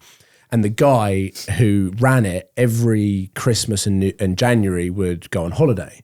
So I was like, okay, fine. Like, I know from like February till November, I can kind of run this whole thing. And it was just me and him.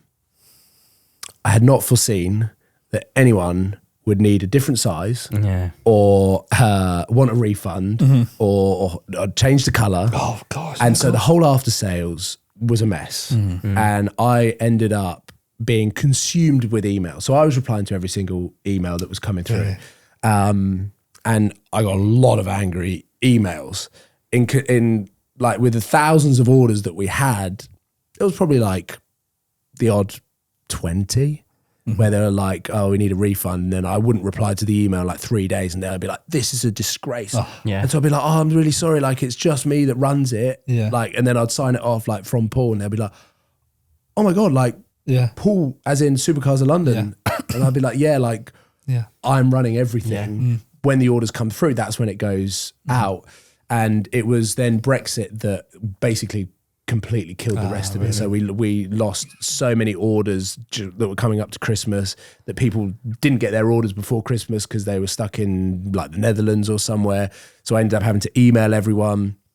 I was like refunding everyone money, and it was just like a bit of a disaster right at the time where he started to branch out into different avenues of the business. So I kind of lost my supplier. He was realizing that Brexit was having an effect on things. So S Auto Clothing kind of like slowly died a death whenever Brexit was. I can't even remember. I love doing it. I love coming up with the different designs. I'd basically spend a morning scrolling through ASOS, finding different ideas on t-shirt designs and be like, oh, that'd be quite cool, but how can I make it a bit more quirky, or how can I do it into my own style? So I'd just be drawing and then sending it off and be like, can you make that? And that was all it was. But obviously doing that whilst I'm still filming for YouTube. That's a lot. It was quite intense. But I've always had a sort of soft spot for clothing, and it looks like there's an opportunity to get back in, which would be quite cool. That's it. Soon. A sneak peek. There you go. Ben said this morning, Aaron, why didn't you wear your SOL t-shirt this morning? I said, Ben, it's a small. I'm not. That was like 10 years ago. We've still got hoodies at home that have sort of stood the test of time in terms of quality. They've not shrunk. They are very, very like. But it was one of the things again, like, it wasn't necessarily all about the design. It was the fit. It was the quality. I wanted to make sure that. They're good t-shirts. They're really good. I was proud of them. Yeah, it was good. Absolutely. No, it's just something I remember the other day. I was like, I did have one of them. I think that's cool. Yeah. It's a bit like Matt Armstrong. He's like just evolved into this enterprise, isn't it? Like, he must. Oh, well, you can tell he's working every hour. Every hour. Yeah. And then he's on flights, editing, whatever. He's killing it. He is. But he must be killing those hours every day. Yeah, there's a balance in what is a sustainable lifestyle. And how much are you actually enjoying those cars yourself? Because you see things, you go on holiday, I'm a bugger for going on holiday, seeing something amazing, and then I'm so busy filming that we're like, right, we need to go now. And I'm like, oh, I haven't even looked at it. Yeah. I think talking from my experience, those days where your YouTube channel is flying and you're getting 250,000 views per video, because back then, I'd be fascinated to know the growth in YouTube users and viewers between then and now, and how many channels there were and subscribers and stuff, because I was probably growing at between like 25 and 30,000 subscribers a month and getting probably like 100 to 250,000 views per video. Wow. And I just felt like I could not feed the beast fast enough. I wanted to upload every single day. I would wake up at 8 o'clock. I would edit the video from the day before until 10. I would schedule that. I would start my day at about midday. I'd film till 7. I'd have dinner. I'd go to bed every single day. It's not sustainable. No. I missed out on, out of my own choice, this is not like a sob story, but I missed out on like massive family occasions where I was taking myself away, I was working, I was missing out on a lot of post-university experiences with friends. So that entire group that I had formed, probably like 20 to 30 guys from tennis and all of that sort of stuff, they went off and got their jobs. I was filming. They would do bank holiday weekends away. I kind of lost my relationship with all of my friends from university and school, but got to a point where I would burn out around May or June from like a creative point of view, from like a work perspective. I can't film anymore. I can't do this.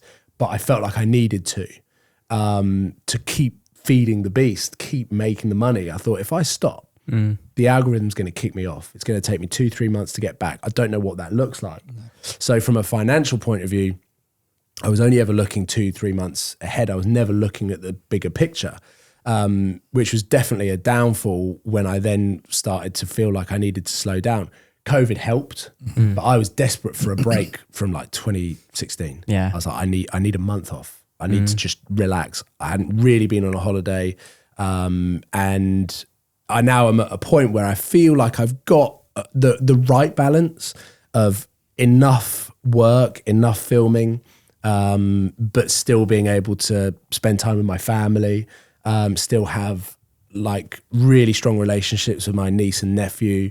So I had this weekend just gone, Goodwood Festival of Speed, maybe 5 years ago. If I'd had these job opportunities that had come through, I'd have just jumped to them and said, yeah, cool, like I'm there. And not really thought about what I was missing out on. Whereas this time I basically didn't really go to Goodwood Festival of Speed. I was there on a Thursday, but was able to spend the whole weekend with my family. A lot of our family friends from France had come over, who one of them I hadn't seen in about 15 years.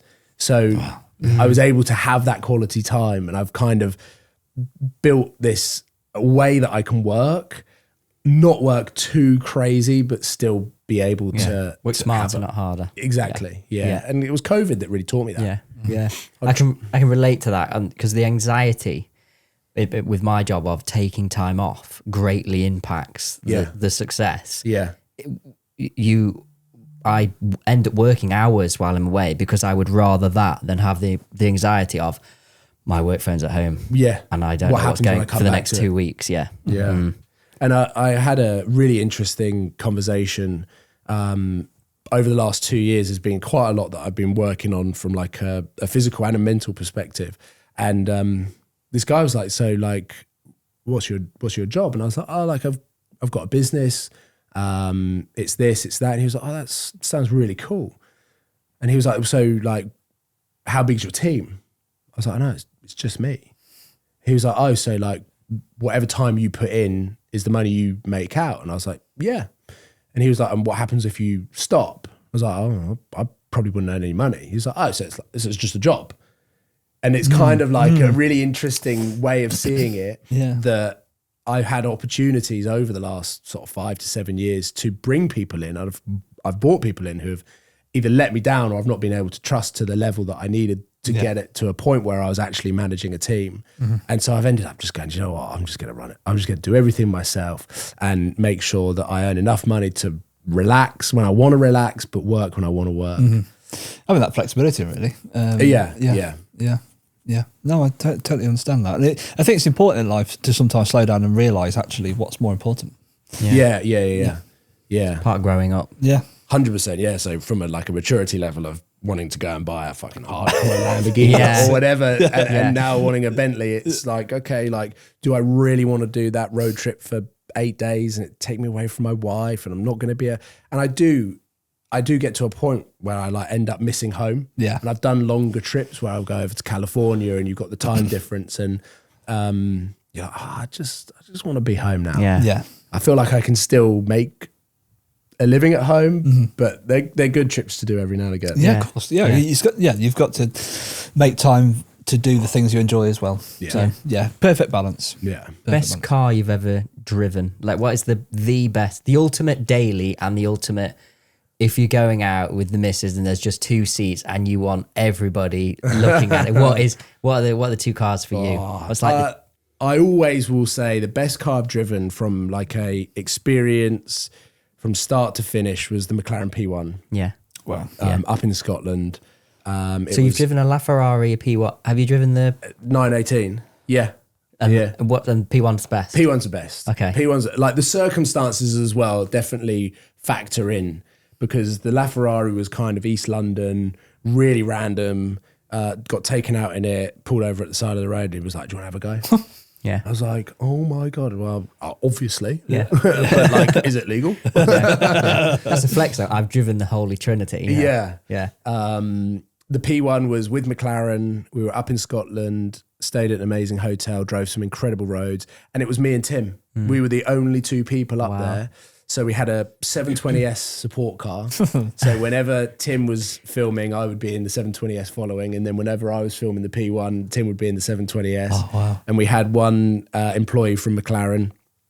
The 918 was from Redline Specialist Cars. Yeah. So it was a very short drive. And whenever I'm driving a stock car, I'm very careful because it's a car that's for sale. Yeah. So it's not that I'm going to crash it. It's more like I don't want them to have a negative connotation on just me giving me the keys and me letting rip in a car that they're going to try and sell. Someone be like, "Oh, I've seen how that car's been driven. I don't want to buy that particular car." Yeah.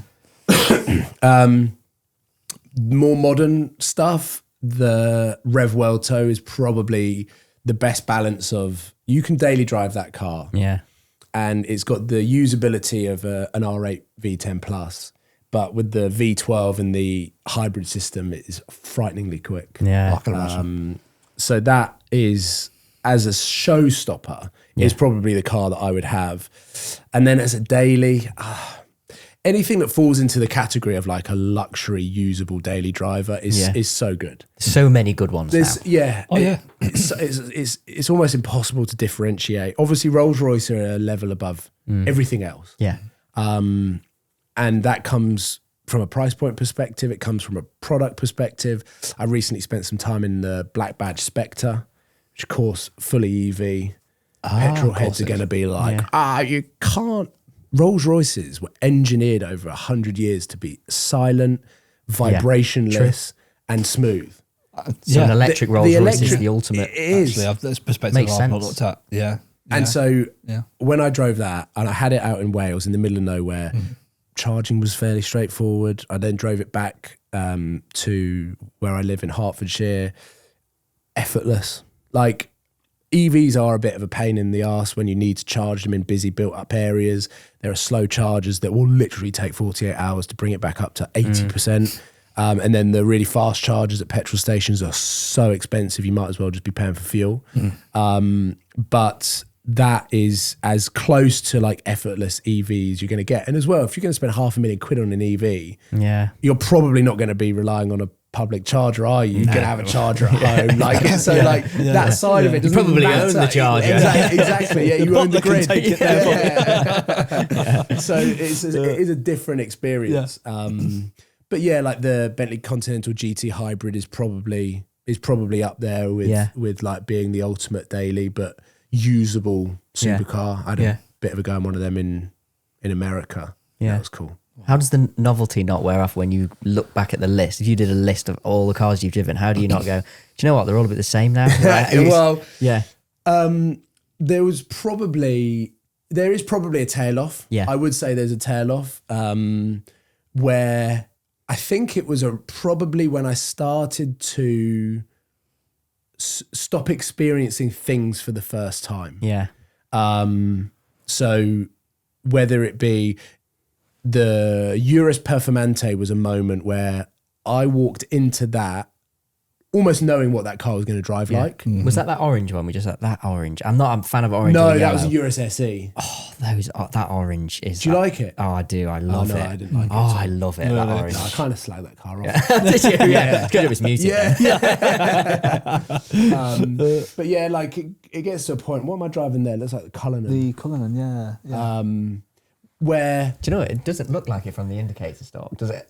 I know. Have they changed them then? Because they did have like the nailed indicator stalks, didn't they, at some point? Yeah. Yeah. But sorry, Interesting. yeah. Interesting. Yeah. Just car talk. It's easy to. The thing with the evolution of cars, right? You can look at the window of my era, and I can now fully appreciate when like my dad was saying, oh, like the 80s and 90s were the best. Yeah. It's because that's when he was growing up, like, and had an interest in cars. So for me, like to be talking about like 2005 all the way up to like 2017, for me was when the cars were the best. Now they're smooth, they're very, very fast, but like on paper, whereas they're kind of now like soulless. They don't necessarily have the same character. There's a big safety net around like, it's not going to kill you. Yeah, there's speakers for noise now because they don't make and noise you've got anymore. all of the dings for speed limits and stuff. That'll be the difference between our M3. Mine drives me mad. Every single speed limit, it'll bong at you. Oh no! It's the way that the industry's changed. But in that time as well, if you take the 12C and look at what you're getting now from like Artura or 750S, and that evolution. If you've been in it that entire time and driving every step of that evolution, by the time you get to 750S, there's not going to be much difference. It's the same with like the iPhones when they come out every single year. The innovation becomes less and less and less. That you get on it, you're like, oh, it's exactly the same as the year before. Yeah. But if you drove 12C and then skipped all the way to 750S, your mind would be blown. Yeah. So that sort of like a novelty of, oh my God, I'm going to get in a McLaren or I'm going to get in a Lamborghini has worn off because I've experienced it all kind of for the first time. And that's really where you get all of that raw emotion. You can't believe what's going on. Yeah. There are still so many pinch me moments of experiences that happen within all of that you're like, oh, what is going on? But it is very different to where I was probably in, let's say like 2016, 2017, discovering the industry for the first time, like meeting people, like speaking to journalists who had been in the for such a long time. And then as you start to pull away the curtains and you see what's going on behind the scenes and you know the politics, you then start to get a much more clearer picture of how everything operates. And it's the same with F1 as well. Like if you go to an F1 race, you realize it's just another race weekend. Sure. And the glitz and the glamour is actually just for the TV. They just make it look really nice. So it is a fascinating sort of like ebb and flow as to some incredible moments. Like going to do this was a real like pinch me moment. Like I had to go on that trip. I didn't have to wear those trousers. It matches where you are though. It's sort of matched that clip a second ago with the sort of white face cliff and then the trees and the grass is literally what you're wearing as well. So like it's those moments where like you just have to really appreciate being in the moment. And it's also like I kind of have that as an opportunity to wow, that interior, sorry. It's pretty punchy. It's like a Lambo. I call it like the Lambo spec. But it's like just being able to stop and go, okay, like all of the hard work, all of the hours that I've put in, like I do get to enjoy these moments. And then you'll get people that will just watch that video and be like, oh, he's driving a Bentley in America. Like, that's so cool. Like, well done. Best thing for you as well is, as you said about the early content you used to do in London, you can save that forever now. And look back on that and go and reminisce in a few years' time and go, wow, that was an amazing trip. I suppose that all said then, of all the cars you've driven, have you got like a bucket list car? Have you got a must drive that one day? I've got that in my head. I want to drive it. One that you keep missing the opportunity to do so. Could be old, like, it could be new. Even like a Bugatti Chiron. I've never driven a Bugatti. Oh right. Which again, like if you just clip that up, I mean, what a dick. I've never driven, but like no, we're going to short that. Do it. Never driven a Bugatti. That makes me sound like such a knob. But when you look at what everyone else has experienced, and even the cars that I've driven, a Bugatti is one that it would be a nice. It's relative. If you've driven P1, you've driven LaFerrari, you've driven 9118. What else haven't you? Well, Bugatti's going to be one of the cars. They almost feel like non-tangible to me. I've never really, because it just sounds not real. I know. This silly 16, like it just doesn't make sense. But I think now, like, especially when you do go to Goodwood Festival Speed and you see all of these like insane hypercars, the F80, the Pagani Huayra R Road legal stuff that's being done at Lanzanti, and all of these cars that for me now, anything that's like £1 million and over, even to be honest, like anything that's 200 grand and over now is kind of just like, what is going on? And like the hypercars have just come on so much that I sometimes drive cars and I'm like, this is too fast for the road. And it's got 600 horsepower. So what's the point in having 1200? You're right. You say that about 350, 400 for like UK roads. Sweet spot. With a manual gearbox is. I'm sure you agree with the M3. You know, it's a mega fast car, but there's actually times you think, could enjoy this road more. If I had half the power. Or you had rear wheel drive. That's sort of subject. That's it. And a lot less weight. That's it. We're trying to say Jesus. But no, you're absolutely right. I mean, in fact, we're having this very conversation. He's last over week. his 3.5 ton when he's going to. I know. I'm illegal. But what used to be a hypercar would be 600, 700, 800 horsepower. We were comparing like the 911 last week. What is that now? Okay, some years ago you would say it's a sports car. It's not now, really. With if you compare, especially how turbo. That's it. If you car's performance now, the whole categories have changed. You know, you've got family cars that are now supercar performance, probably 5-10 years ago. You know, the game has changed. Well, the 750S is now faster than the P1. Because obviously the guy who went on the Troy last week in the 750S did a race. It literally is faster than the P1. It's crazy. So supercar is now what a hypercar was. Like, I know.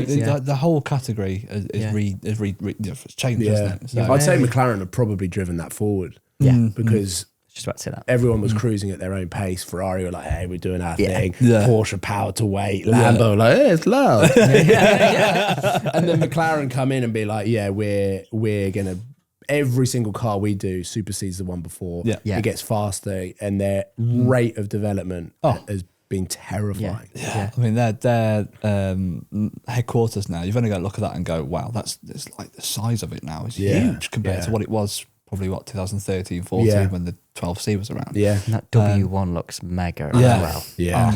I like, again, that as a proposition to own is so far out of reach that like I haven't really taken too much interest on it until someone drives it. Like when the F80 stuff came out, straight onto Chris Harris. I was like, I need to see what he thinks of this. And with the W1, it's going to be the same. But like, unless they put mental traction parameters into that car, it's rear-wheel drive. Everyone's just going to crash it.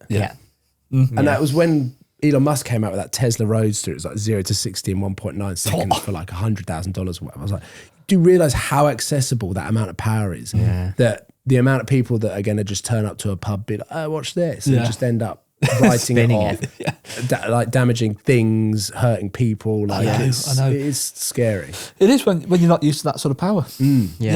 With cars, for years it's been sort of natural progression. You go to your relatively your 300 brake hatchbacks, and then you go to your 400-500 brake cars. Now you can literally double your power within the same sort of budget. You can have something twice as powerful as the next comparable thing. It's that for a shot. Oh wow. Not filmed by me. Well, the trips look unbelievable. What you have access to there is just Again, from a 15-year-old boy looking at this now, I know. It's what a journey you've come on. Driving the Bentayga there. I honestly was more, because again, like the Bentayga for me is probably the SUV that I would buy. Probably not in those colours, but it's just like such a cool car. But I was there for that. Like the amount of wildlife that's out there. There you go, you're getting older. Exactly. I'm doing the same thing now. That's just less a spotted wag. I said to Ellie, my missus, I said something about one of our flowers that's taken 2 years for it to flower, and she went, That's the epitome of turning 30. When your hot chocolate getting excited when your hot chocolate hydrangea starts to flower. It's like, what's going on? If only you would have known. I know, I know. Getting older. Well, it doesn't happen to us all, doesn't it? Yeah. I don't know what I was going to say now. I was going to say something on... you're talking about P1, just very quickly as well. Tavarish's P1, Freddie's... Yeah. That's going to be insane. Absolutely wild. Yeah. Would you go? Because a lot of people, I think they're already talking about like, everyone going over when it's finished. And yeah, I kind of in a very similar way to when I pulled away from car spotting regularly. It was around the time where I felt like it was saturated. Yeah. And I kind of saw it as an opportunity of like I'm getting the same content as everyone else. Where's my USP? What's my angle? And so pulling away from the car spotting there was a multitude of factors there. But like motor shows, even Goodwood Festival Speed to an extent, there's so many creators, there's so many people there with a camera that are documenting and covering that event now that it puts me off unless there's something there that's different, unique, that I can get excited about. Yeah. So don't get me wrong, I will 100% try and get out to see the P1, but not when it's going to get revealed or when it's launched. Good for you though that it's still about what you enjoy as well. Because also equally when I'm watching or when others are watching it, if you're not interested, it's much harder for, like you were talking about how, you know, those moments when you're in the tunnels with, you know, the exhaust, in sport mode, sport plus or whatever, those are the moments where you're excited and the viewer's excited. You've got to, so good for you. Like it's not all about, you know, getting the views and getting the numbers and going over because everybody else is. Yeah. I kind of always had that ethic with my content. And there was a couple of times where like, you could probably visibly see that I was like less interested or not particularly enjoying the moment, but felt like I had to film it. Yeah. And there have been loads of times where I filmed something, not really felt it, not really felt the vibe of the video. I've not really been on my sort of like top form or whatever. And I'll go back in and I'll try and edit the video out. And there would have been a time where I will just upload it and hope that I'll get views. But now I'm just like, nah, I'm not going to bother uploading that. Like, I've just got so much more relaxed to it, which probably has come with age. It's come with the way that like my channel's just kind of gone like that. Like I've had moments where like the daily vlogs have gone nuts and then I kind of calm down a bit. Then I buy a new car and it goes like that. And it kind of ebbs and flows. And now there's so much competition and saturation in the space in general that I actually like almost feel like retracting. And I have this year in particular, like really just relax my upload schedule rather than like focusing on one a week. I just upload when I want. Yeah, good for you. Yeah, absolutely. Yeah, you've stuck to your roots and you do what you've enjoyed doing for all these years, and that's it's great. What's the scariest moment you've been in a car where you thought, oh, that was close, that was a wobble? I had a couple in my AMG GTS. Yeah, that I look back on like that was pretty close. There was one in my R8 actually where I was overtaking in Europe and I was the last out of the whole pack and I'd like got past the first car, the second car, and obviously it's like 420 brake horsepower. Yeah. So I was getting on it. The car in front was a GT3 RS and then that car pulls in front of the last car that we were overtaking. As that car pulls in, there's just an ambulance coming towards me. And I was like, oh shit, like I'm going to have to pull in. Yeah. And so I did manage to get in and my wife was asleep, none the wiser. And I was just like...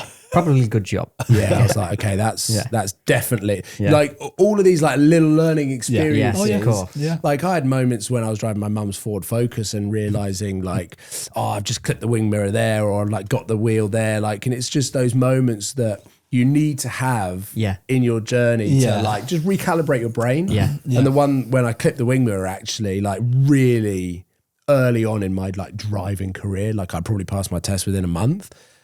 And it just like mellowed me out straight away. I was like, I can't do that again. Yeah. Absolutely cannot get the car close to another car. Therefore, I can't drive over the speed limit. And I kind of like really dialed in. I had a tyre blowout at like 60, 65 miles an hour in that on the M1 in my mum's Ford.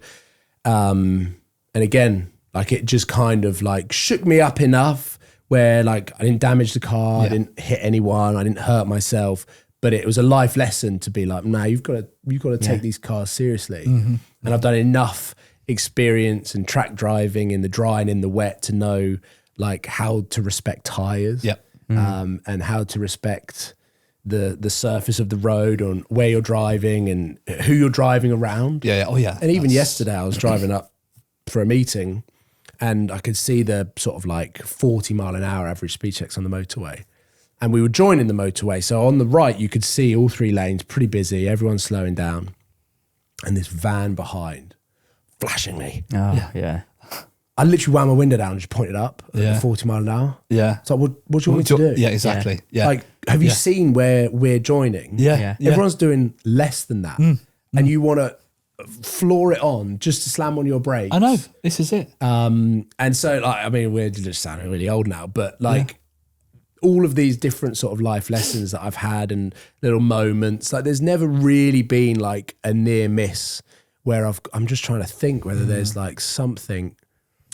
I mean, there was a moment when I had an F-Pace and I took it off road and I like tried to do a drift, and I did not realize that as I was sliding, the rear of the car like kind of went down and then back up again. And I got out and you could see the tire marks, and it just went into a huge ditch that I did not see.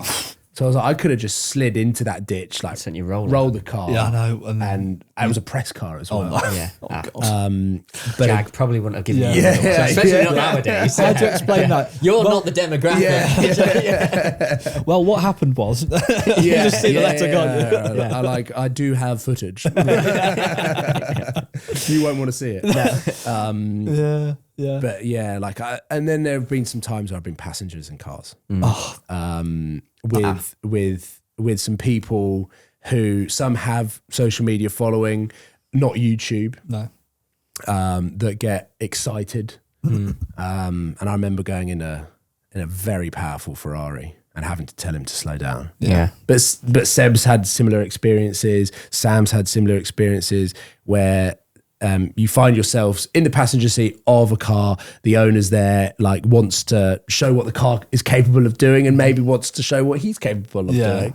And I've heard stories from Seb, Sam, Archie for sure, because he's just the worst passenger in the world. But then also me, like I'm just like, okay, we do want to get to the end destination. Yes, I know, I'm an awful passenger. But then you put yourself in those person's shoes, you think actually when I'm driving, I'm having that same effect on them as well.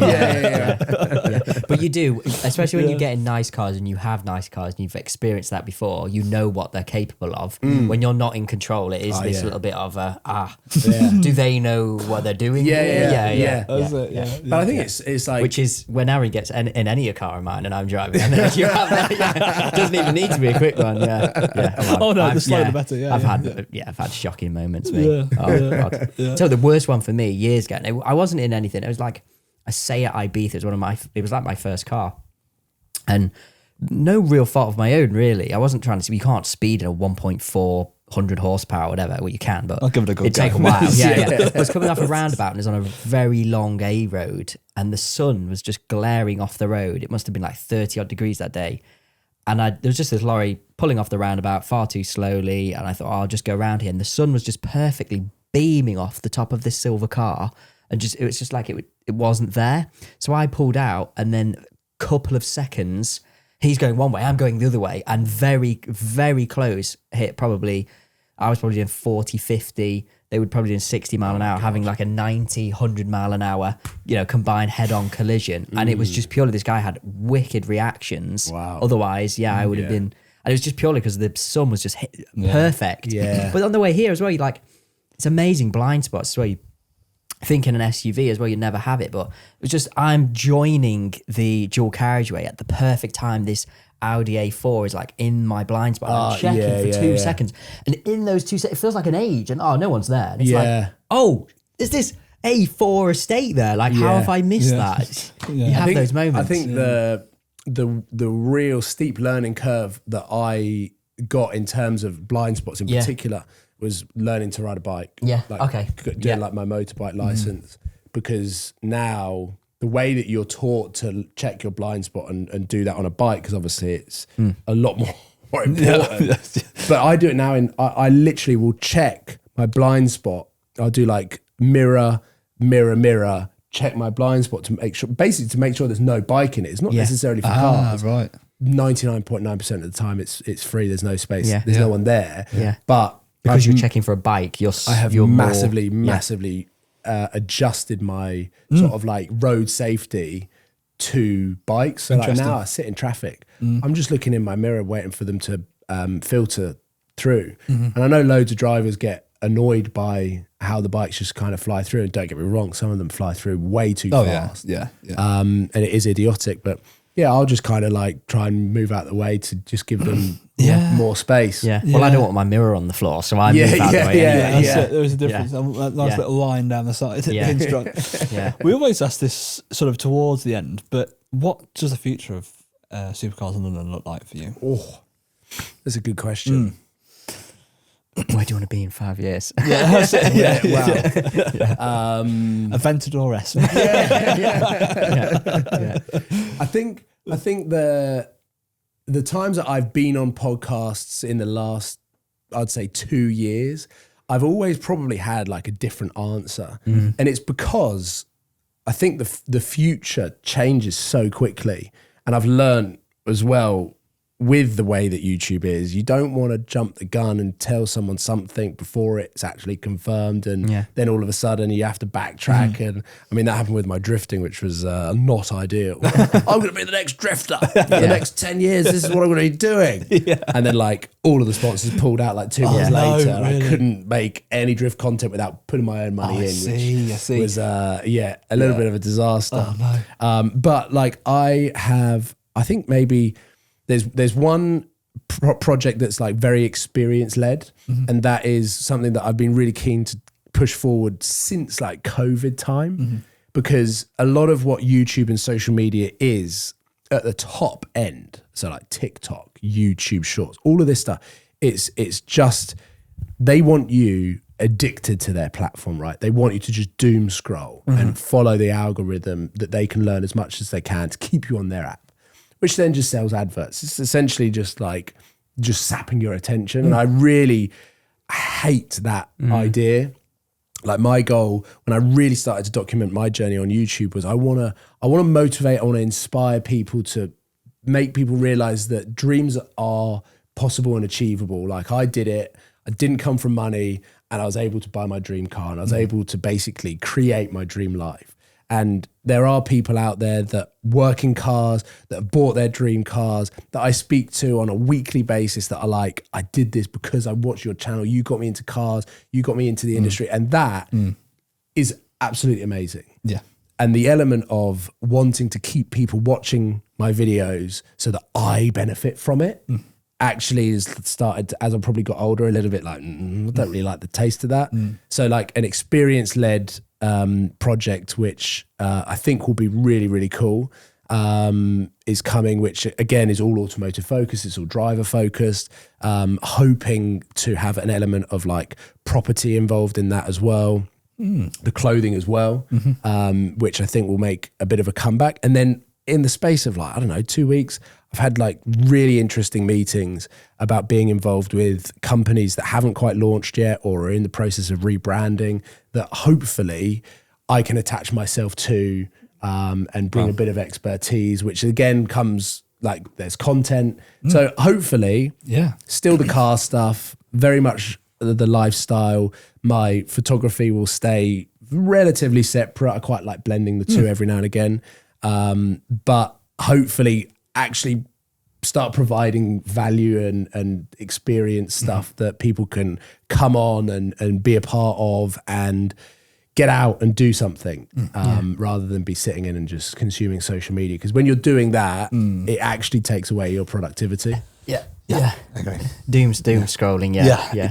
It's we're all guilty. We're all I know. guilty. Yeah. I'm exactly the same. Yeah. And I now kind of have a rule where it's like, if I go on, like I have to post something on social media before I can scroll. Yeah. So that I feel like I've achieved it, something. Done something before I just waste 2 hours. That's good. At least you're conscious of it. Like I've become conscious of it over probably the last year or two. What actually made me conscious of it was the fact that, like you said, I stopped seeing all of my friends' stuff and the people I follow. Yeah. Supercars of London, for example, and now I'm seeing. Wait, I was talking about watches today. Yeah. Now I'm being shown a watch, or I was, the feed is. Yeah, the missus said we need an ironing board, so now I'm being. It's like it's just. It's all just advertising crap now. It's not in any way organic. No. And I think, obviously, building my YouTube channel, building my platform, my social media is very heavily automotive, and I've loved it. But I've seen the goalposts change so much, and realised that I'm absolutely not in control of my income or how I make money or where the next paycheck is going to be. And so in the last couple of years, like I've had to deal with stuff behind the camera, away from the camera, that has massively affected a lot of my business activity as such. And I've not talked about it. It's not something, because I love sharing the car stuff. I never really want to build the private life in. No. And so my business model has slightly shifted to just try and create a sustainable income, which of course, like to some people, they'll be like, oh, you're just doing paid partnerships, you're just doing ads, you're just doing this, that, and the other.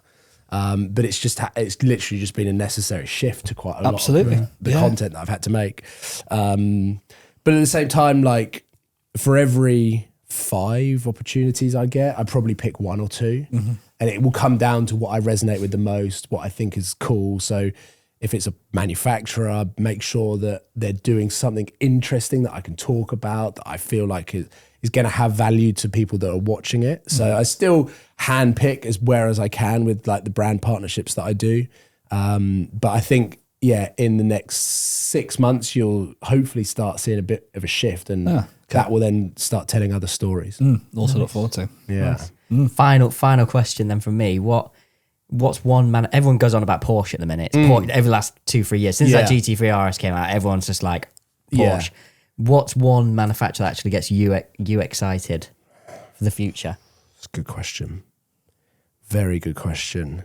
Now, I would usually just say Lamborghini straight away, but I think where every product is now hybrid, the variety's kind of lost a little bit. I really didn't like the Urus SE. Okay. I felt like it was way too complicated. You felt like you had to overthink to drive that car, whereas like you go and look at the Rolls Royce, for example, and it's like, it's effortless. Yeah. You get in that car, it does everything for you, or it feels like it's doing everything for you. I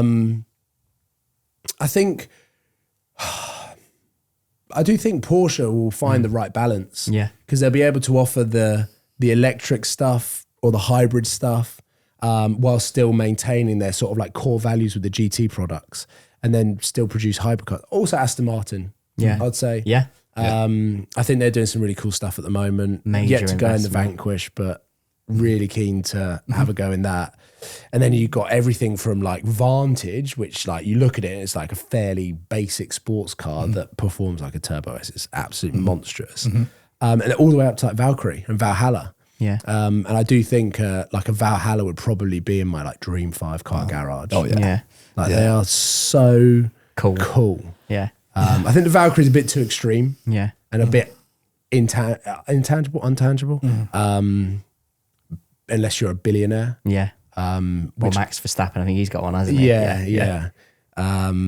But yeah, I would probably go Aston Martin or Porsche. Yeah. Yeah. No, I like that. Good answer as well. Yeah, Until I'm getting old, and right? True. Aston Martin. Yeah. Your dad's a big Aston fan, isn't he, as well? Yeah, he's just had the fact watching your video, exactly that, but in red. Oh, nice. And he adores the thing. Yeah, He yeah. absolutely it's adores mega. it. He had one before, So good. moved to Ferrari, I'll be very careful when I say a Ferrari. Didn't like it as much as what he had before. I went back to Vantage again. Yeah. Which Ferrari did he have? He went to an 812. Oh, did he? I've heard a few people that get 812s and they're like, Had some issues. Sounded great. yeah, Looked great. Looked great. Yeah. It was green on tan. It was a beautiful thing. lovely. But went back to a Vantage and Yeah. he likes it twice as much. Yeah. And that really does say a lot Yeah. about what Aston Yeah, are yeah. doing at the minute. Yeah. So I think he's a bit like Marmite, Lawrence Stroll, but he's clearly turning them around. Oh, Yeah. absolutely. He's I think physically whipping them into shape is the best way. Yeah. He's that kind of person that would bring Mm-hmm. such a presence. And I know he does from speaking to people that are there. And I've been at the factory. I was collecting a car and he arrived. So I turned up to security and this helicopter's flown over. And I said, here to pick up a press car. And they're like, you're going to need to wait here about 10 minutes. I was like, what do you mean? And he was like, the boss has just flown in. Oh. Is that right? He's like, so he doesn't like seeing anyone outside. I was like, oh, okay. I was like, can I just go in and just park up? I just won't get out of my car. Yeah. He's like, all right, but quick. So he opens the gate. I drive into the car park. Yeah. I park there and I just sit there. And I've watched this helicopter land. A DBX came and collected him. And they've driven up to as close as you can get to the front door. Yeah. And he's got out and just walked straight in from the passenger seat. The driver has then come round to the back of the car with two of his guests to collect all of the bags. What? Really? And then they've all walked in after him and he's just walked in open the doors like that. Let me in. Proper, I am the boss. Yeah. And you can tell when he's in the building, everyone's like, eerie quiet. working 100 mile an hour, not saying anything. Looking busy doing stupid. Yeah, exactly. Yeah. Wow. Quick look busy. Yeah, that's it, yeah. Everyone's minimizing solitaire. You can just see it. No, Can't you? you can. Yeah. Oh, But wow. Yeah. He's doing some good stuff. What Good an answer. experience. Well, thank you ever so much for coming up. It's been That's been wicked. Absolutely. It's been so much fun. Yeah, thank you. Thank you very much. and another box ticked for us as Absolutely. Yeah. That's well. Crazy. Very, very good. I mean, Weird. It's weird as well. It's weird. Yeah, we've got to that point where, we're meeting all of our sort of childhood sort of Heroes. heroes. Yeah. Yeah, exactly. So thank you very much. Really no, thank appreciate you. Yeah. Want to come back in. I love the format of podcast. You just get to talk. And Yeah. Yeah, Yeah. Exactly. Yeah, you just talk about Cars. Yeah, exactly. Yeah. That's it. What else would you want to loves it.